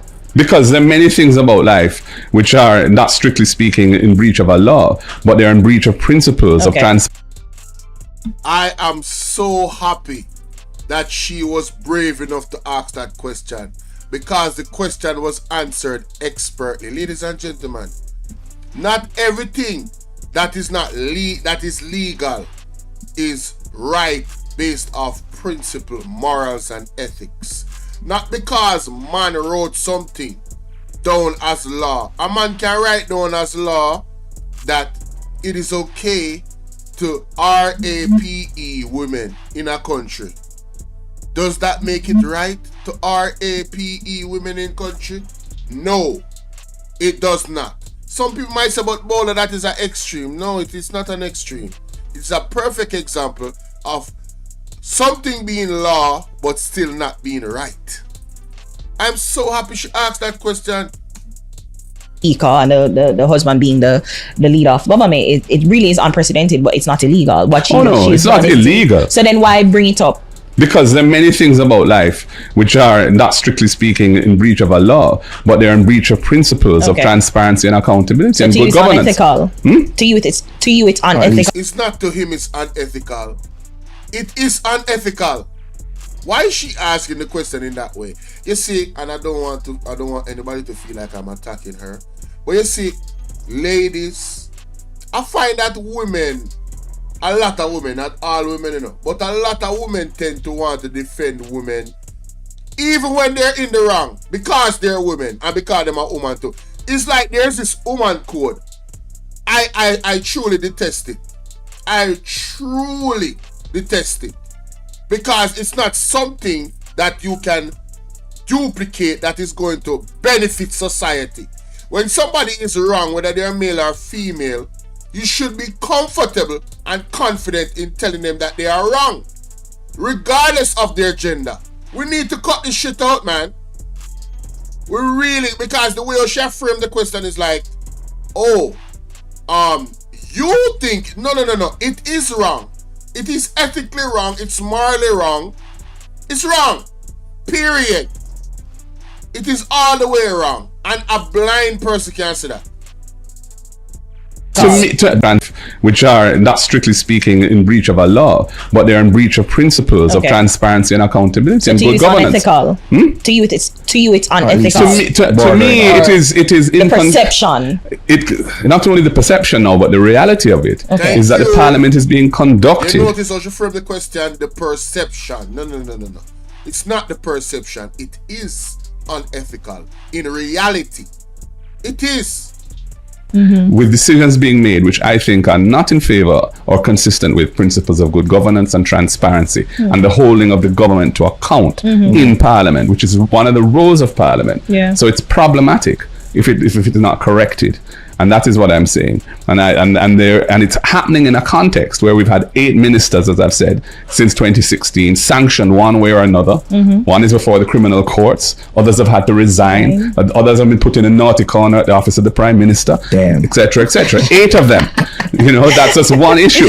And numerous public boards appointed by these ministers have had to have their chairman changed and so on. Petrojam, Nesal, and many, many more. CMU, the Caribbean Maritime Institute. And there's a long list of nepotism, corruption, etc., reported on by the Auditor General and or the Integrity Commission. So we're in a low trust environment where we need governance to be elevated from this. And these sort of, by putting in this particular arrangement with the Prime Minister and his wife, one the head of the government, the other the umpire in Parliament, he himself not in good standing with the Integrity Commission. There may obviously be situations where something comes to Parliament could concern him, and she would then have be, in a position to affect the outcome of that matter. So that's just not a desirable state of affairs. Mr. Golding, I was wondering about it since you brought it up, and it's true, it's unprecedented, but it's not. There have been son and father in Parliament, wife, Anne-Marie Devaz is name now. And it's a whole different thing of being an MP. Nobody is suggesting that you can't have somebody who's a spouse of an MP being an MP. There have been examples of that. But the point really is the position of Speaker is a very important position. But the Speaker of the House usually comes from the governing party. So I was wondering, do you think that then, with this now being a situation that could arise going forward, should the how the Speaker is elected be changed? Perhaps, like coming from an independent, like truly independent, because you're saying there's an umpire. It can't really under a parliamentary system, because the Speaker is a member of Parliament who is appointed to that role. But we've never had an issue really where somebody who is perceived as having a clear conflict of interest. But then, I've always wondered, because if the Speaker of the House is coming from the governing party, that means that you're more biased towards the party that you're coming from. It shouldn't be. If you're taking on that role, you take it on with the understanding that on procedural matters you have to be fair and even-handed, and you have to play that part that you've been given responsibility to play in accordance with the traditions of even-handedness, transparency, etc. So even before, for example, in some other jurisdictions, the person who is running and to be the Speaker is not opposed in an election in their seat. The other party doesn't put up a candidate because the understanding is that person should be allowed to be elected and shouldn't have to face a competitive elective process. That has happened, I think, in other jurisdictions, like other Caribbean countries. I think. No, I think in the UK, for example, is how it works. Which is where the tradition comes from. So we have never had an issue like this. That's what I was asking. Where we have built into the structure of who the Speaker is this kind of relationship, which gives rise to the potential problem. Which is why when the appointment was originally made, I had some concerns. Others had some concerns, but it hadn't arisen before. We didn't think at the time, especially with what had happened with the previous Speaker, where we had been, part of the discussions around which she was, an environment was created where she felt compelled to resign. Right? And, you know, I felt it was time to calm things down a bit and let's see how it plays out. That went well.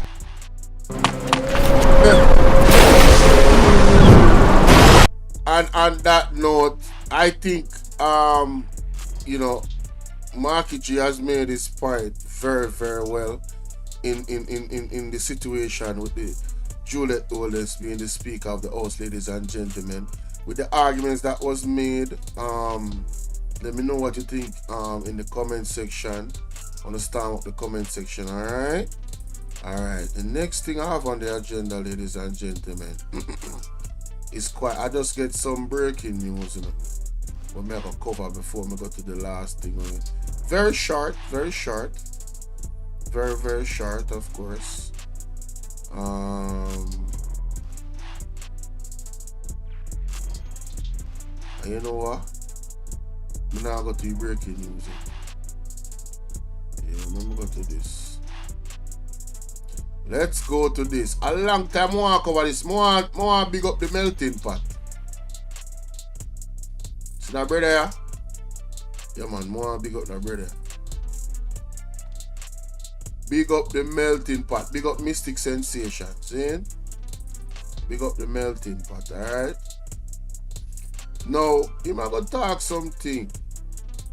Want to like, share, and subscribe, ladies and gentlemen, coming through the gate. The melting pot, the general. I'm gonna mention something. Right now, I'm gonna light on fire under the DPP. I swear to God. And I feel like this way I'm gonna talk about right there, so in itself need to be highlighted. You get what I say? Yeah man, this needs to highlight because things have gotten out on as far as I'm concerned, ladies and gentlemen. With the allegations surrounding the DPP, things have really, really gotten out on. If somebody have the post where she have these types of allegations that come out against her, in a pretty. Just the allegations alone, it make me very uncomfortable. You know, it says to me that why a judicial system in Jamaica is shaky. It's very, very shaky. You get what I say? Shakier than me could have even imagined. So let's get into the audio. Exactly. You get no answers for our money. No answers. So we as well, you're almost in. Well, you got me move too far. Speaking right now, because for sure. I want to see them foreign and grab them. See the difference. Then the burden of proof. Put them on the oath. Make them swear on the oath. Put out the window when them come up. Lie in. All right, Pastor, we're not going in here. So. Oh, none other than Titan blood. Brother, yeah, come in. Yeah, man. And well said, Pastor Ricky. Yeah. But, you know, just to look at what Dalrymple said in regards to when the investigation was done by Kral, yeah, and the FID. Okay. And they submitted the 300 pages of documents, Byron? Yes. Right. And she is saying that she need more. Exactly. Now, Father Llewellyn, I want to ask you, what more of what you needed? Pages? The 300 pages already recommended that people should be charged. And this is taxpayers' money that was invested to get Kral in from the UK to preside over the corruption. Exactly. So under no circumstance, after the corruption has been investigated by reputable investigated firm from the UK, that you, Paula Llewellyn, will use your office of power as it relates to the DPP office and say in regards to the 300 pages that you need more. You don't need anything more, Paula Llewellyn.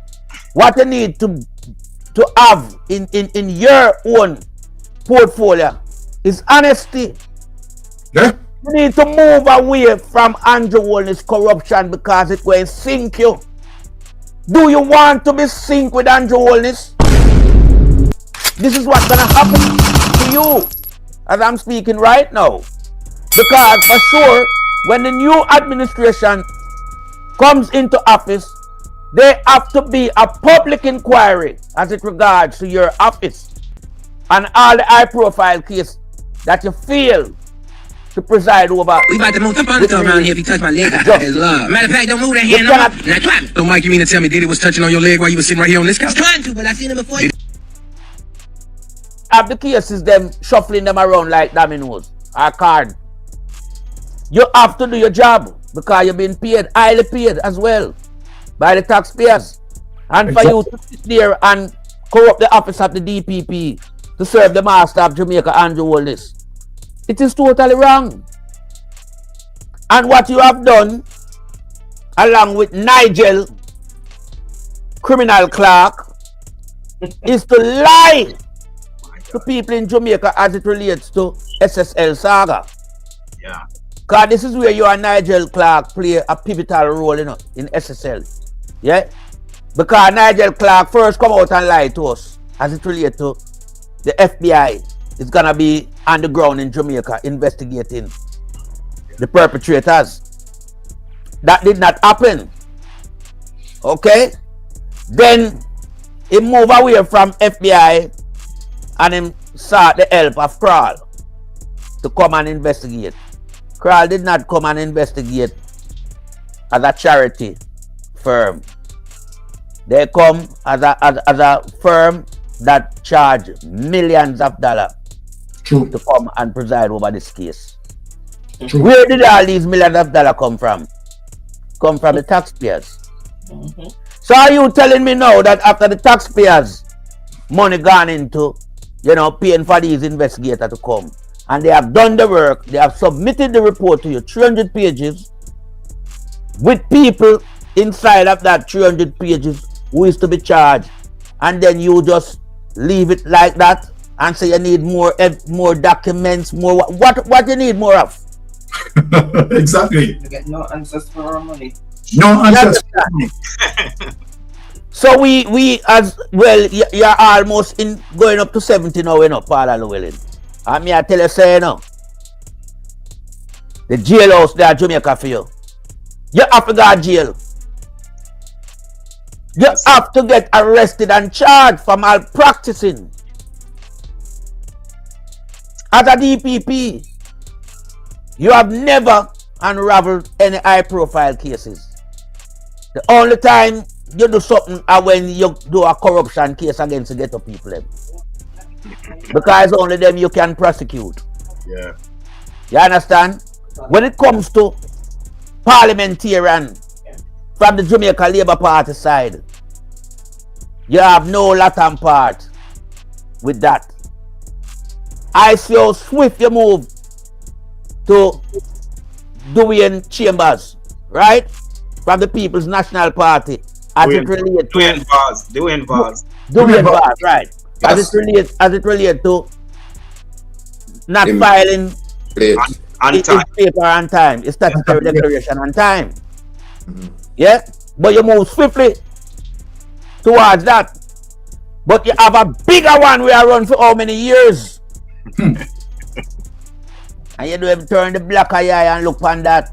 Because that are your friend. And we see where you as a DPP, we see the company you keep, Yeah, our party. Our party. We see our party with all the relevant authorities were corrupt in Jamaica.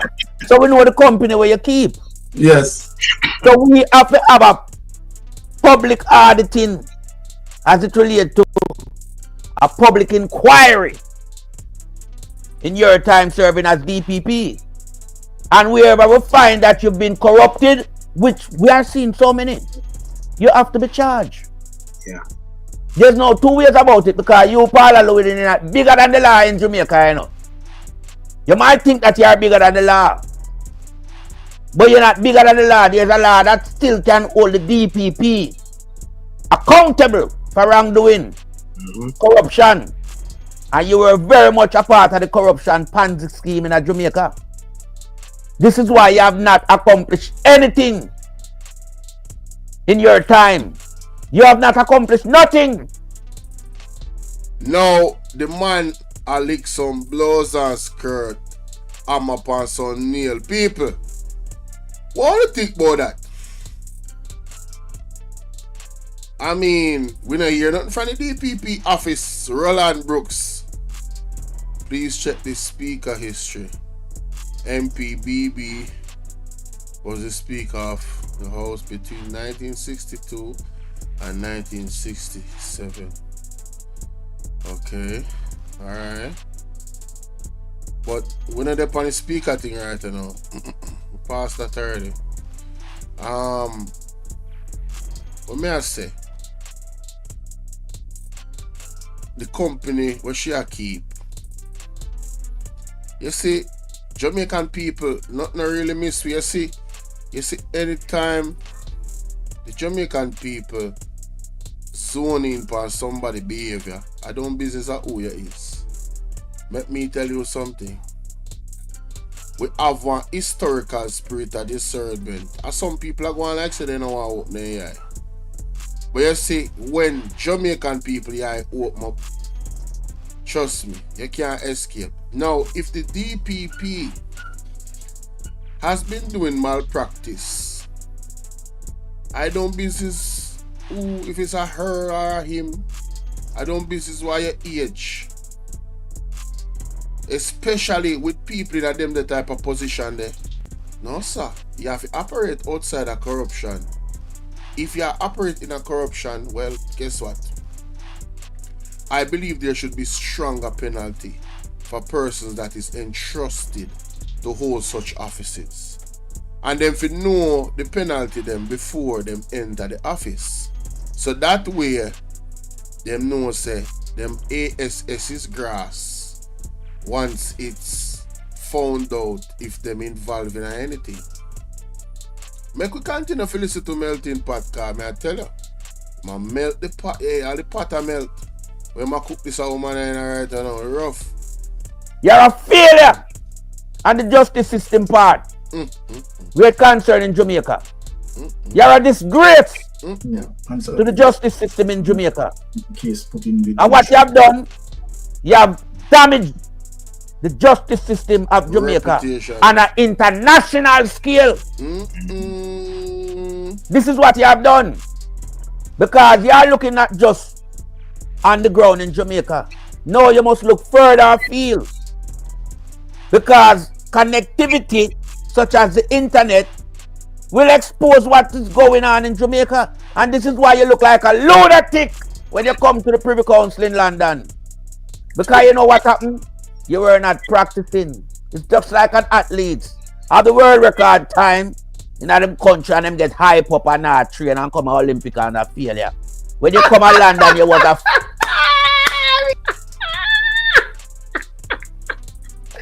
That is funny, honey. Hey. That's funny. Oh my God, that is funny. No, that analogy there. Basically, what I'm saying now, if you was doing the right thing while you was in Jamaica, in your job, when you went to England, you would make a ass of yourself because them teams say think them when you wanna do the wrong thing. In the cartel court case, right? And that's why cartel get off, you know, people. Hey, may I tell you, say, why rough? Chelsea, we are going with failure. And that's at the DPP matter about still at the failure in this case. But yeah, the Prime Minister is a failure as well. That's why I said put you firmly in your place. Because it showed that you weren't practicing law. You understand? You were playing around with the law. As it relates to your office. So you sat there, you collect a fat salary annually, and what you do? Nothing but corruption. Jesus. You are a sustained fuel to corruption in Jamaica. You keep it ablaze. Wow. Okay, this is the automatic course creator, and if you are looking for the fastest way to launch your first or next, let's play that back. Let's play nothing but corruption. Sheesh. You are a sustained fuel to corruption in Jamaica. You keep it ablaze. That's what you are. And I am calling on the authority when the time is right to make sure that they do a public inquiry as it relates to your tenure as the DPP of Jamaica. That's why ISAT needs to be the justice minister. Right. and Marky G, is a brilliant astute mind of Jamaica. Right? As it relates to his whole upbringing. He's a man of law, dignity, quality, and transparency. And I know Mark G, he might want to wait July, man. Right now, our space of time. It not going to say much right now, Yeah. Because Mark G deal with action. And him know him can't put the machinery in place right now. But what he's carefully doing right now is assembling the machine to get to work. And get to work. Emotional damage. Hey, when the labor right there hear that, me know say them a tremble. What you say, Elder? Elder, where you say Marky G? Do you do what? Where am I do my boss? Dignity, quality, we July, man. Right now, our space of time. It not gonna say much right now, Because Marky G deal with action. And him know him can't put the machinery in place right now. Yeah. But what he's carefully doing right now is assembling the machine. Backside. To get to work. And get to work efficiently and effectively when the time comes. So all these packer cats that was running around in Jamaica, robbing the butter and the cheese. Remember, the trap is waiting. The trap is waiting. And I'm telling you, under no circumstance, any of you rat and cat can get rid of this trap. This trap, I gonna get rid of one. All lies will be exposed. That's all. And anyone who takes that the wrong way, know why they take it the wrong way. Richard, if you don't have a problem with the law, you don't go like Marky G. Marky G a liar. So if you don't have a problem with the law, you don't go like Marky G. Because Marky G already know everything that is happening and who are the high stake player. He's not stupid. Yeah? Dr. Drayton Campbell, same way. ISAT, them know everything. But time is a master. And only time will tell. So I'm saying to Paula Llewellyn, as I'm speaking right now, I don't know how your ending going to be, but I sure know it's going to be a bitter ending because you have already, reaped the sweets, So it's not going to be sweeter. This time it's gonna be bitter. Because you have to be held accountable for the high level of corruption. You were placed there as the deterrent factor for corruption in Jamaica. This is true. But instead, what you do? You embrace it. You become cognizant to it. You align yourself to it. And by extension, you're partisan to the corruption because you're affiliated to the Jamaica Labour Party. It is no secret.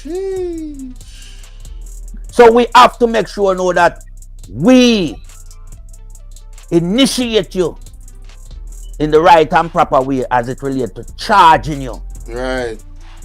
For failure to do your work effectively and for be a part of the corruption scheme that has plagued Jamaica over the last 9 years. Like I should. Where we are seeing our citizens in Jamaica having to bear the brunt of all the corruption because when the trillions of dollars them gone missing, it have to be put back because it's a void that has been left there.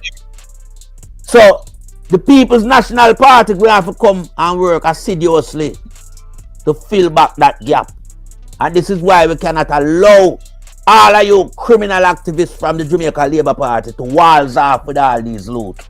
That's right. We have to take it back. Seize them. We have to charge you guys. Yeah. We have to confiscate the loot. Just like how you people confiscate whatever people assemble on an illicit scale. As it relates to scammer, wanna take with them things. People who are caught, you know, with offensive law as it relates to drugs trafficking. Wanna take them things. Well, when it comes to chopping, we have to take it back too. You know, can't have it the way that you think so. Well, then more than likely we supposed to, you know, coincide with what we want to do and want to do and pay the price for it. No, we don't have to pay the price for it because we have seen that the process with illicit enrichment is that when authority uncover those things and find the perpetrator, them go and them seize them asset. So Andrew hold this asset off the seas. Juliet hold this asset off the seas. Yep. Agintai asset off the seas. Vaz asset off the seas. Queenie asset off the seas. Bushrat asset off the seas. Lollipop jar asset off the seas. Hey, the list long enough, bro. You forgot prison long time for Richard Clark, them land. With them leave. I remember USA, we don't need for charge her because she forged on a citizen signature when the person deceased. Miss Ermin Clark. We don't need for go for her. Remember, she commit a crime against United States citizen, you know. So it's not like she just wanted locally, you know. She also wanted in the state. Emotional damage. 1980. You been paid in the state because you can't tell me from in the 1980. You been paid by Richard Clark's father to look after property. People hit the like button, man. And when the man deceased, all you do is grab the property. Like up the video, guys. You check from a 40 days, it's and you're going at 50, you know. And what you do? You upload the property to your family member. Backside. Because we know that's not a genuine sale when you see it like that. That's what I will call now. Same thing like with Andrew, laundering. Yeah? So why was it one of your family member you offload Richard Clark them property to? Because no money transaction took place. It's only name transaction and buy, decoration and sales transaction. But the real sale, so you have that place in a Dalrymple. You still have Richard Clark them property. It belongs to you. I mean, know Andrew Wallace didn't know about it. Dr. Crab didn't know about it. The DPP know about it too.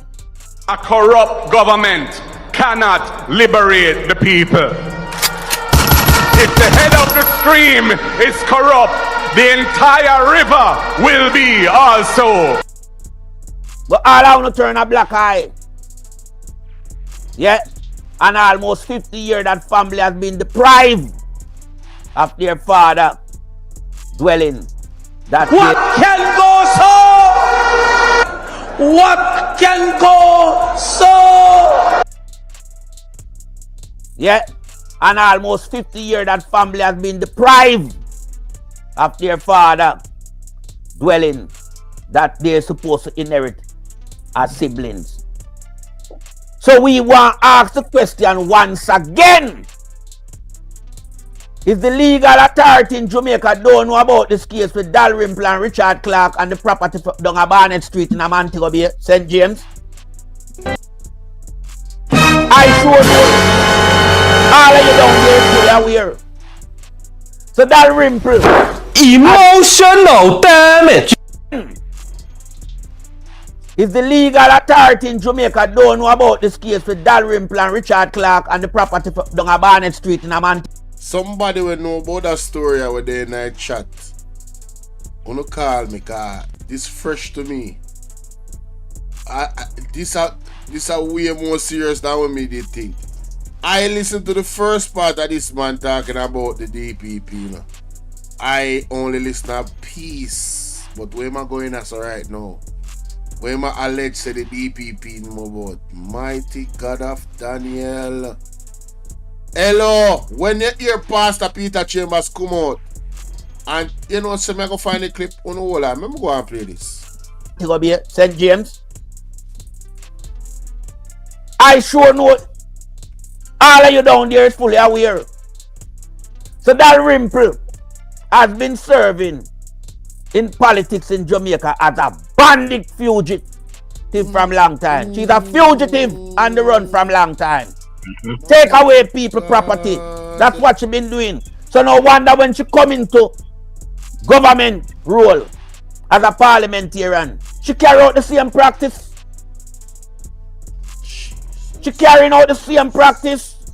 People, I want to understand me carefully, you know, tonight when me attack, you know. You see this case with Dalrymple and Richard Clark as something will resonate with me, you know. Because it could have been me. And it could have been any ordinary Jamaican citizen. And your father die and leave something to survive by you as them kids. Yeah? And you're all expecting to have something, you know, as gift from your dad. But after 40 years, it still can't reach you. And this woman still sit down in a Jamaica practice political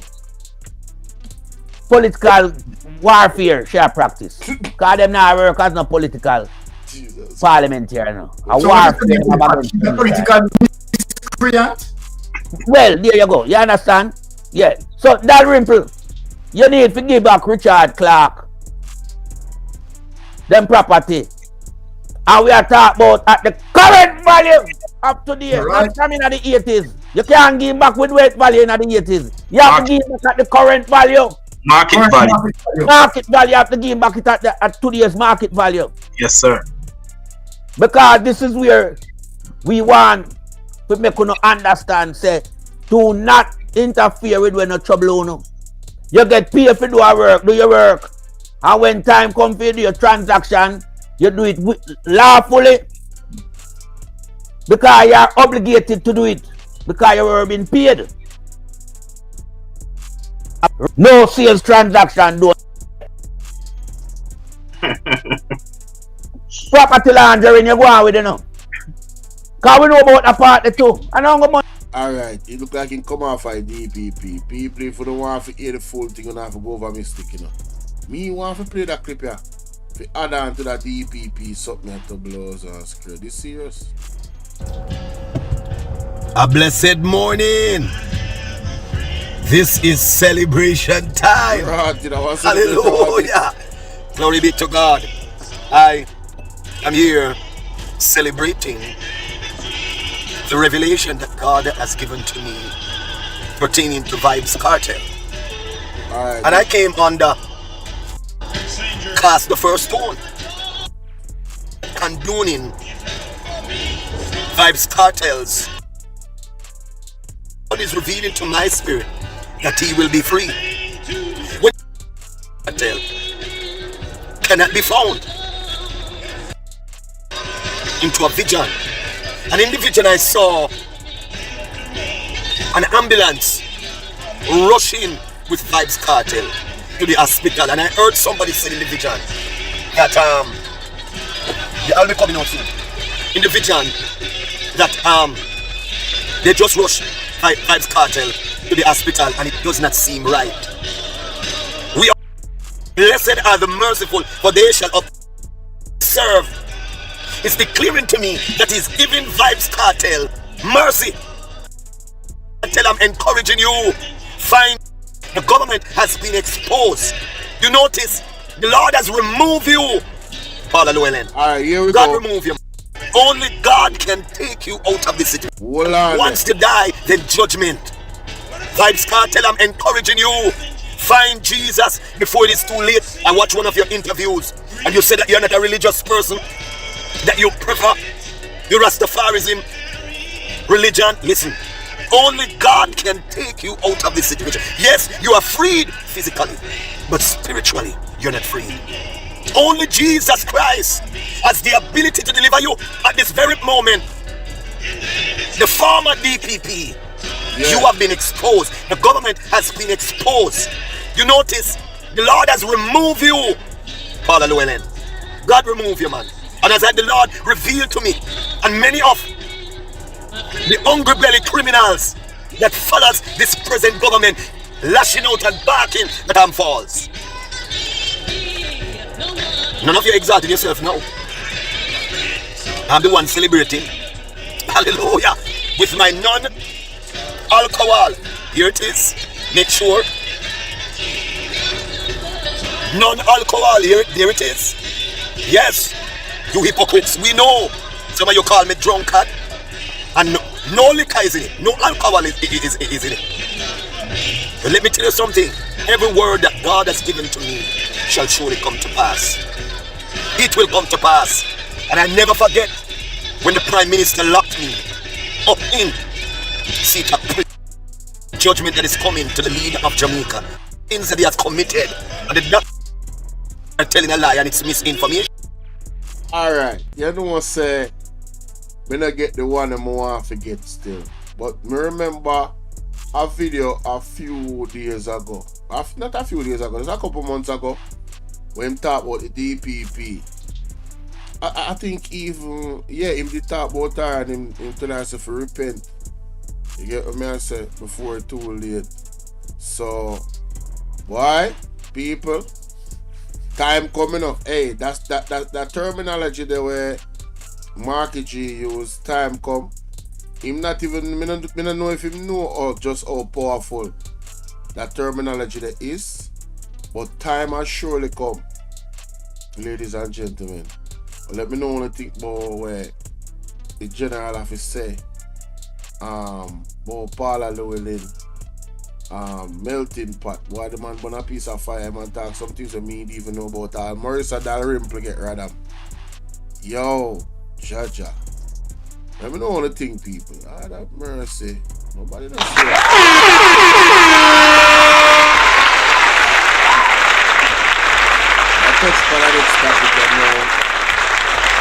Breaking news.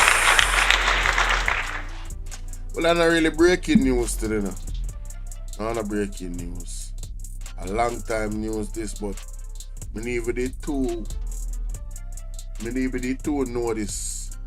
I'm gonna know if you don't know. I think I did cover this already, you know.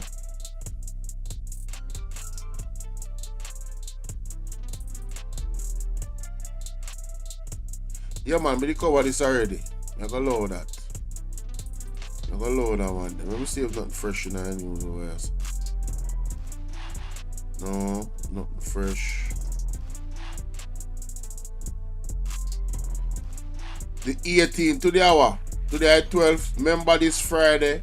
I know this Friday. Hour. Hold on there. Wait. Yeah. This Friday, people, the DPP court case. Me expect say the ruling supposed to stand that she's no longer the DPP. Anybody want to call in? The number is 1-876-451-6535. Can go on the opportunity for calling. We cover various topics today. Hold on then, let me see. Let me see. Oh! Don't say you're not going good. You have something else somebody need to document. I'm gonna document. You know. My bad, y'all. My bad. Marvin, what y'all did with? I chew me hungry and tired, you know. But I gotta do it. I gotta do it, people. Yeah. I do it. Some of you do it to make everybody see it.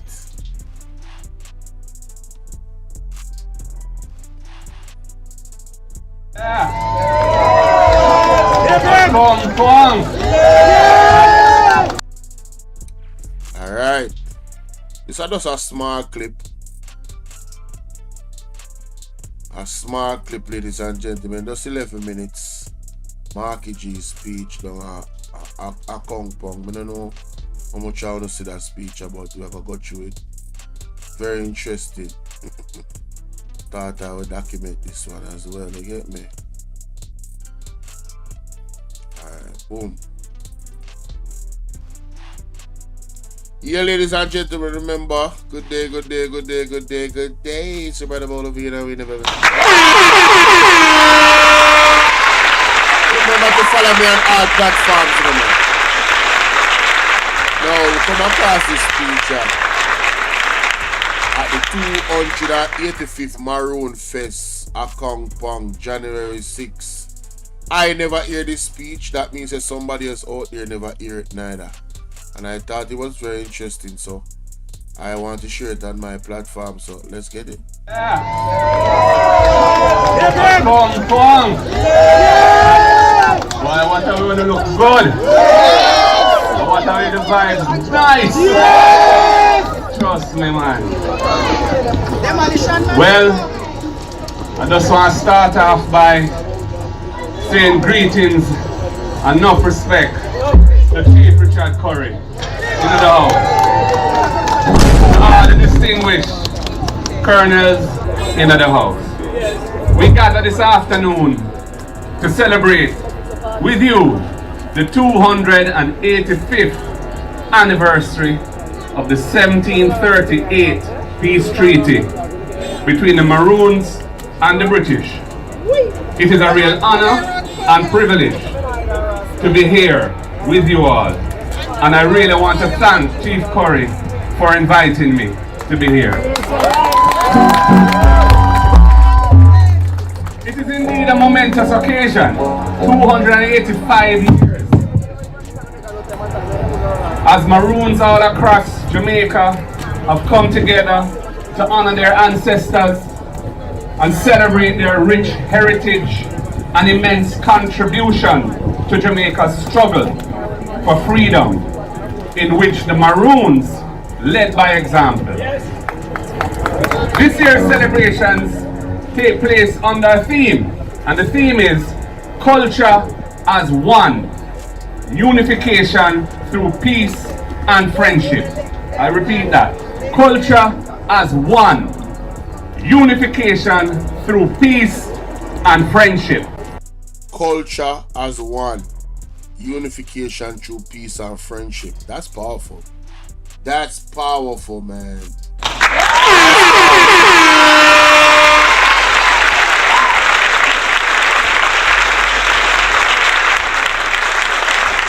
Major Dubs said, find me singing No Mining on the CM video and play me live. Major Dubs. No, me can't play no music on you. It is a joyous occasion when Maroons come together in celebration of their culture, copyright. Their history, their rich heritage, along with well-wishers from the wider population, both here in Jamaica and from abroad. It is inspirational to witness Maroons demonstrating this love for their community and themselves, and their deep respect for their natural environment. The Maroons are a constant reminder of our strength and determination as a people. They fought for their freedom decades before the abolition of slavery. They were the first to achieve military success in the 1730s against the colonizers and enslavers. Great Maroon leaders like Nani and Kojo are a source of inspiration to many of us here in Jamaica. They taught us the value of our collective power and have instilled courage and self-belief in our people. So, the preservation of these important events like the one we are at now, events which commemorate our history, should not be met with any resistance. Instead, we should welcome and embrace the Maroons' contribution to the distinctiveness and diversity of our culture. We should encourage the continued protection of that culture, and we must assist them to promote it for economic and psychological well-being. People, But remember when Andrew Honest, on the Andrew Honest state government, the police then go for Kong Pong. You talk about 100 and odd police and soldier. Right? Who remember? Wanna see difference in the hear when Marky G a pledge to the people in the Maroons. Mark Golden have a very good relationship with these people, you know. These people do have the right to vote, you know, ladies and gentlemen. As a matter of fact, the Maroon them is integrated in the larger population. So you have people who have Maroon descent. So I don't really feel say the situation will go down with the Maroon them forget. If I want people who me know now go forget, I Maroon them. Any other Jamaican, but not the Maroon them. Remember, say them people have fight the British for 80 years straight, you know. Who remember? You know, say I don't know normal for fight the British for 80 years straight, eh? I never say 8 years, no, I say 80. 285 years of freedom, them people have. And under Andrew Honest government, big violation of Maroons and them property. And I talk about there's only one sovereign go. Yo, you say man upset, hey, the man upset in us, man. Oh, him still some man. Me and Juliet only say in our interview, say, yo, him just did enough when him there at school. No, me understand what she talk about. Yo, the man upset in Bridging, I swear. For centuries, the Maroons have maintained a solid relationship of trust and cooperation with the wider society, while asserting their rights as an autonomous indigenous group.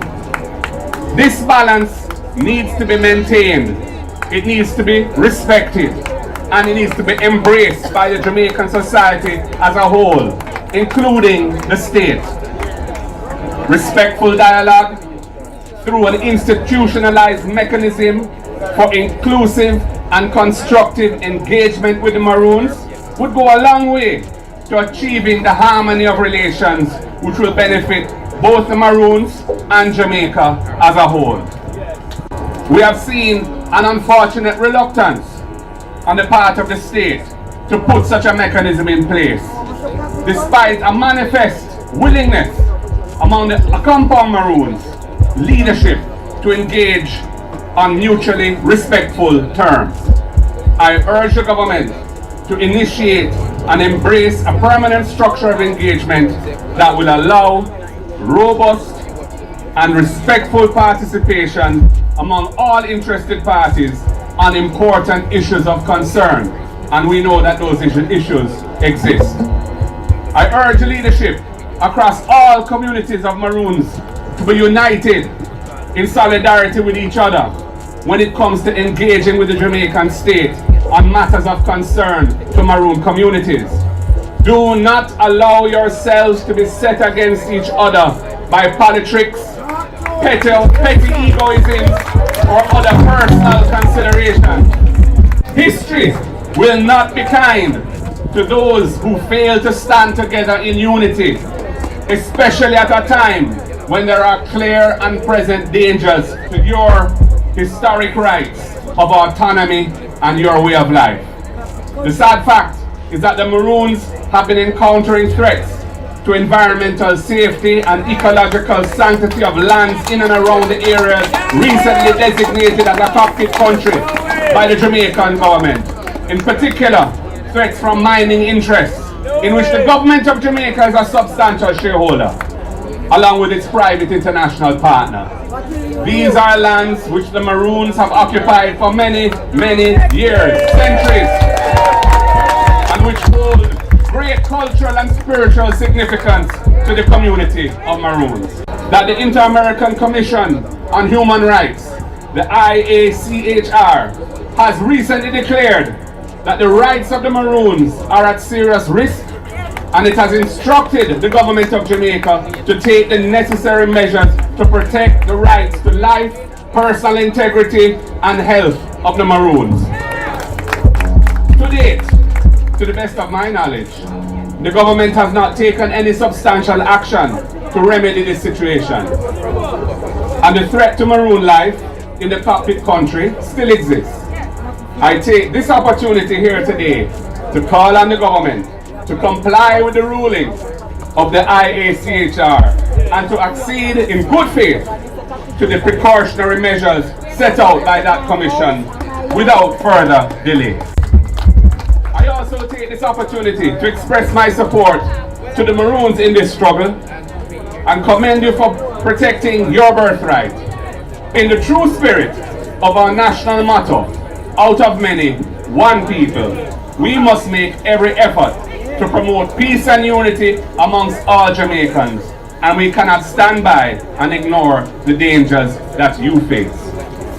Most recently, the UN Committee on the Elimination of Racial Discrimination, in concluding its consideration of Jamaica's periodic report, acknowledged that the discrimination of minority groups such as the Rastafari community is still a pressing issue here in Jamaica. The committee also questioned the government about policies that have been put in place to address issues faced by members of the Rastafari community, including the wearing of dreadlocks in schools, as well as the protection of their cultural rights and their cultural sites. Now you know how sad it is.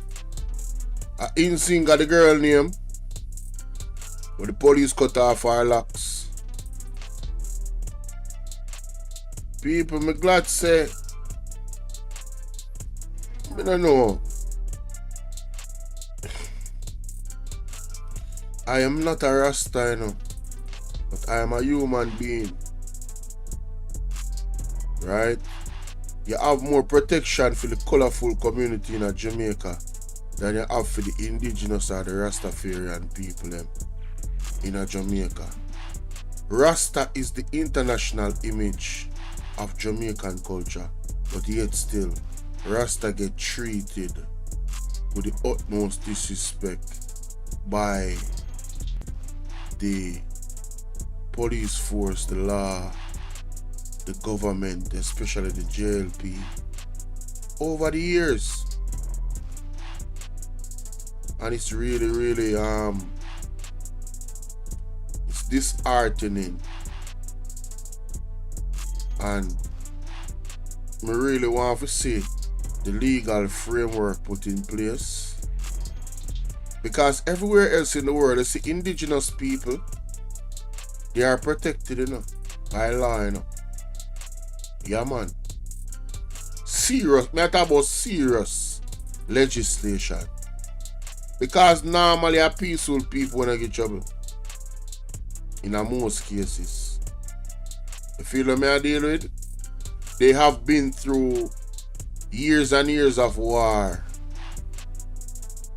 And the fight that them fight, it bring forth these treaties. And that is why it's so important to honor those treaties. Because it says a lot about a person that would want to go against those treaties and start up back conflict. You get me? I say, especially when it comes to indigenous people. So I really would have loved to see a legislation put in place to protect the indigenous and the Rasta people. Let me say it, the Maroon and the Rasta people. No joke. No joke. But let's continue. Be taken by the government to protect the sacramental rights of the Maroons. I am committed, when we next form government, to giving special treatment.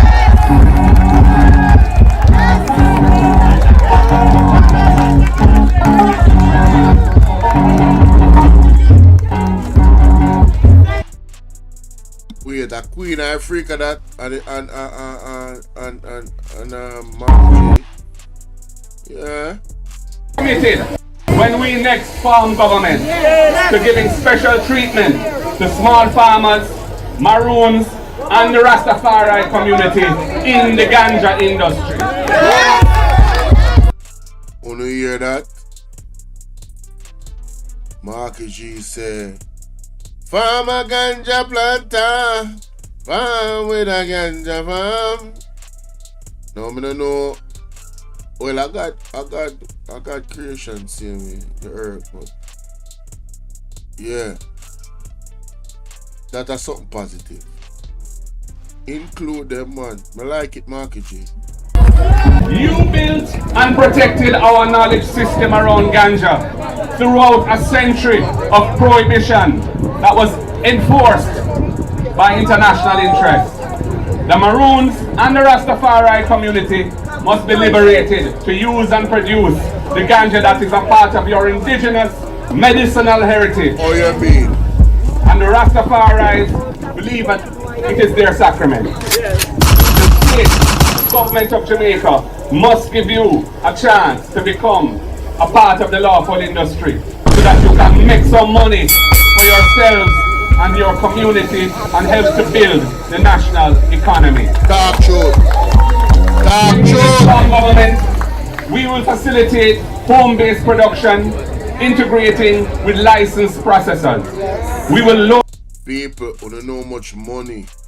I want to go do a little research. I want to Google how much money the USA make off of medicinal marijuana every year. I want to go do a research and then understand how big of a move that would be if Marky G was to win and carry out that which he said he would in this video. Lower the bar to allow small farmers to come into the formal industry. We will incentivize commercial and knowledge sharing relationships with the well-established and well-capitalized processors to achieve win-win outcomes for large and small producers. And we will aggressively pursue markets for quality Jamaican medicinal ganja, and we will legislate to create a comprehensive, lawful, ganja-based economy for the Rastafari community and the Maroons. In closing, as we celebrate the 285th anniversary of the 1738 Peace Treaty, which affirmed the rights and tenure of lands in the possession of the Maroons, I take this special opportunity to commend the Maroon community for sustaining practices which form part of our Jamaican culture and promoting oneness, peace and friendship amongst all. I reiterate the struggle to keep the cockpit country as an ecologically pristine area with the water resources beneath it on which Jamaica pretends is a struggle we cannot ease up on. It is a serious struggle not just for today, but for the future, for us and our children and generations to come. And I celebrate the fact that the Maroons have stood firm in the face of that struggle. Congratulations again to Chief Curry and the organizer of the annual Maroon Fest. And congratulations to all Maroons on this milestone achievement of 285 years. I thank you again for inviting me to be part of these celebrations. And I look forward to continuing our dialogue in a spirit of mutual respect, solidarity, and friendship. The word is love.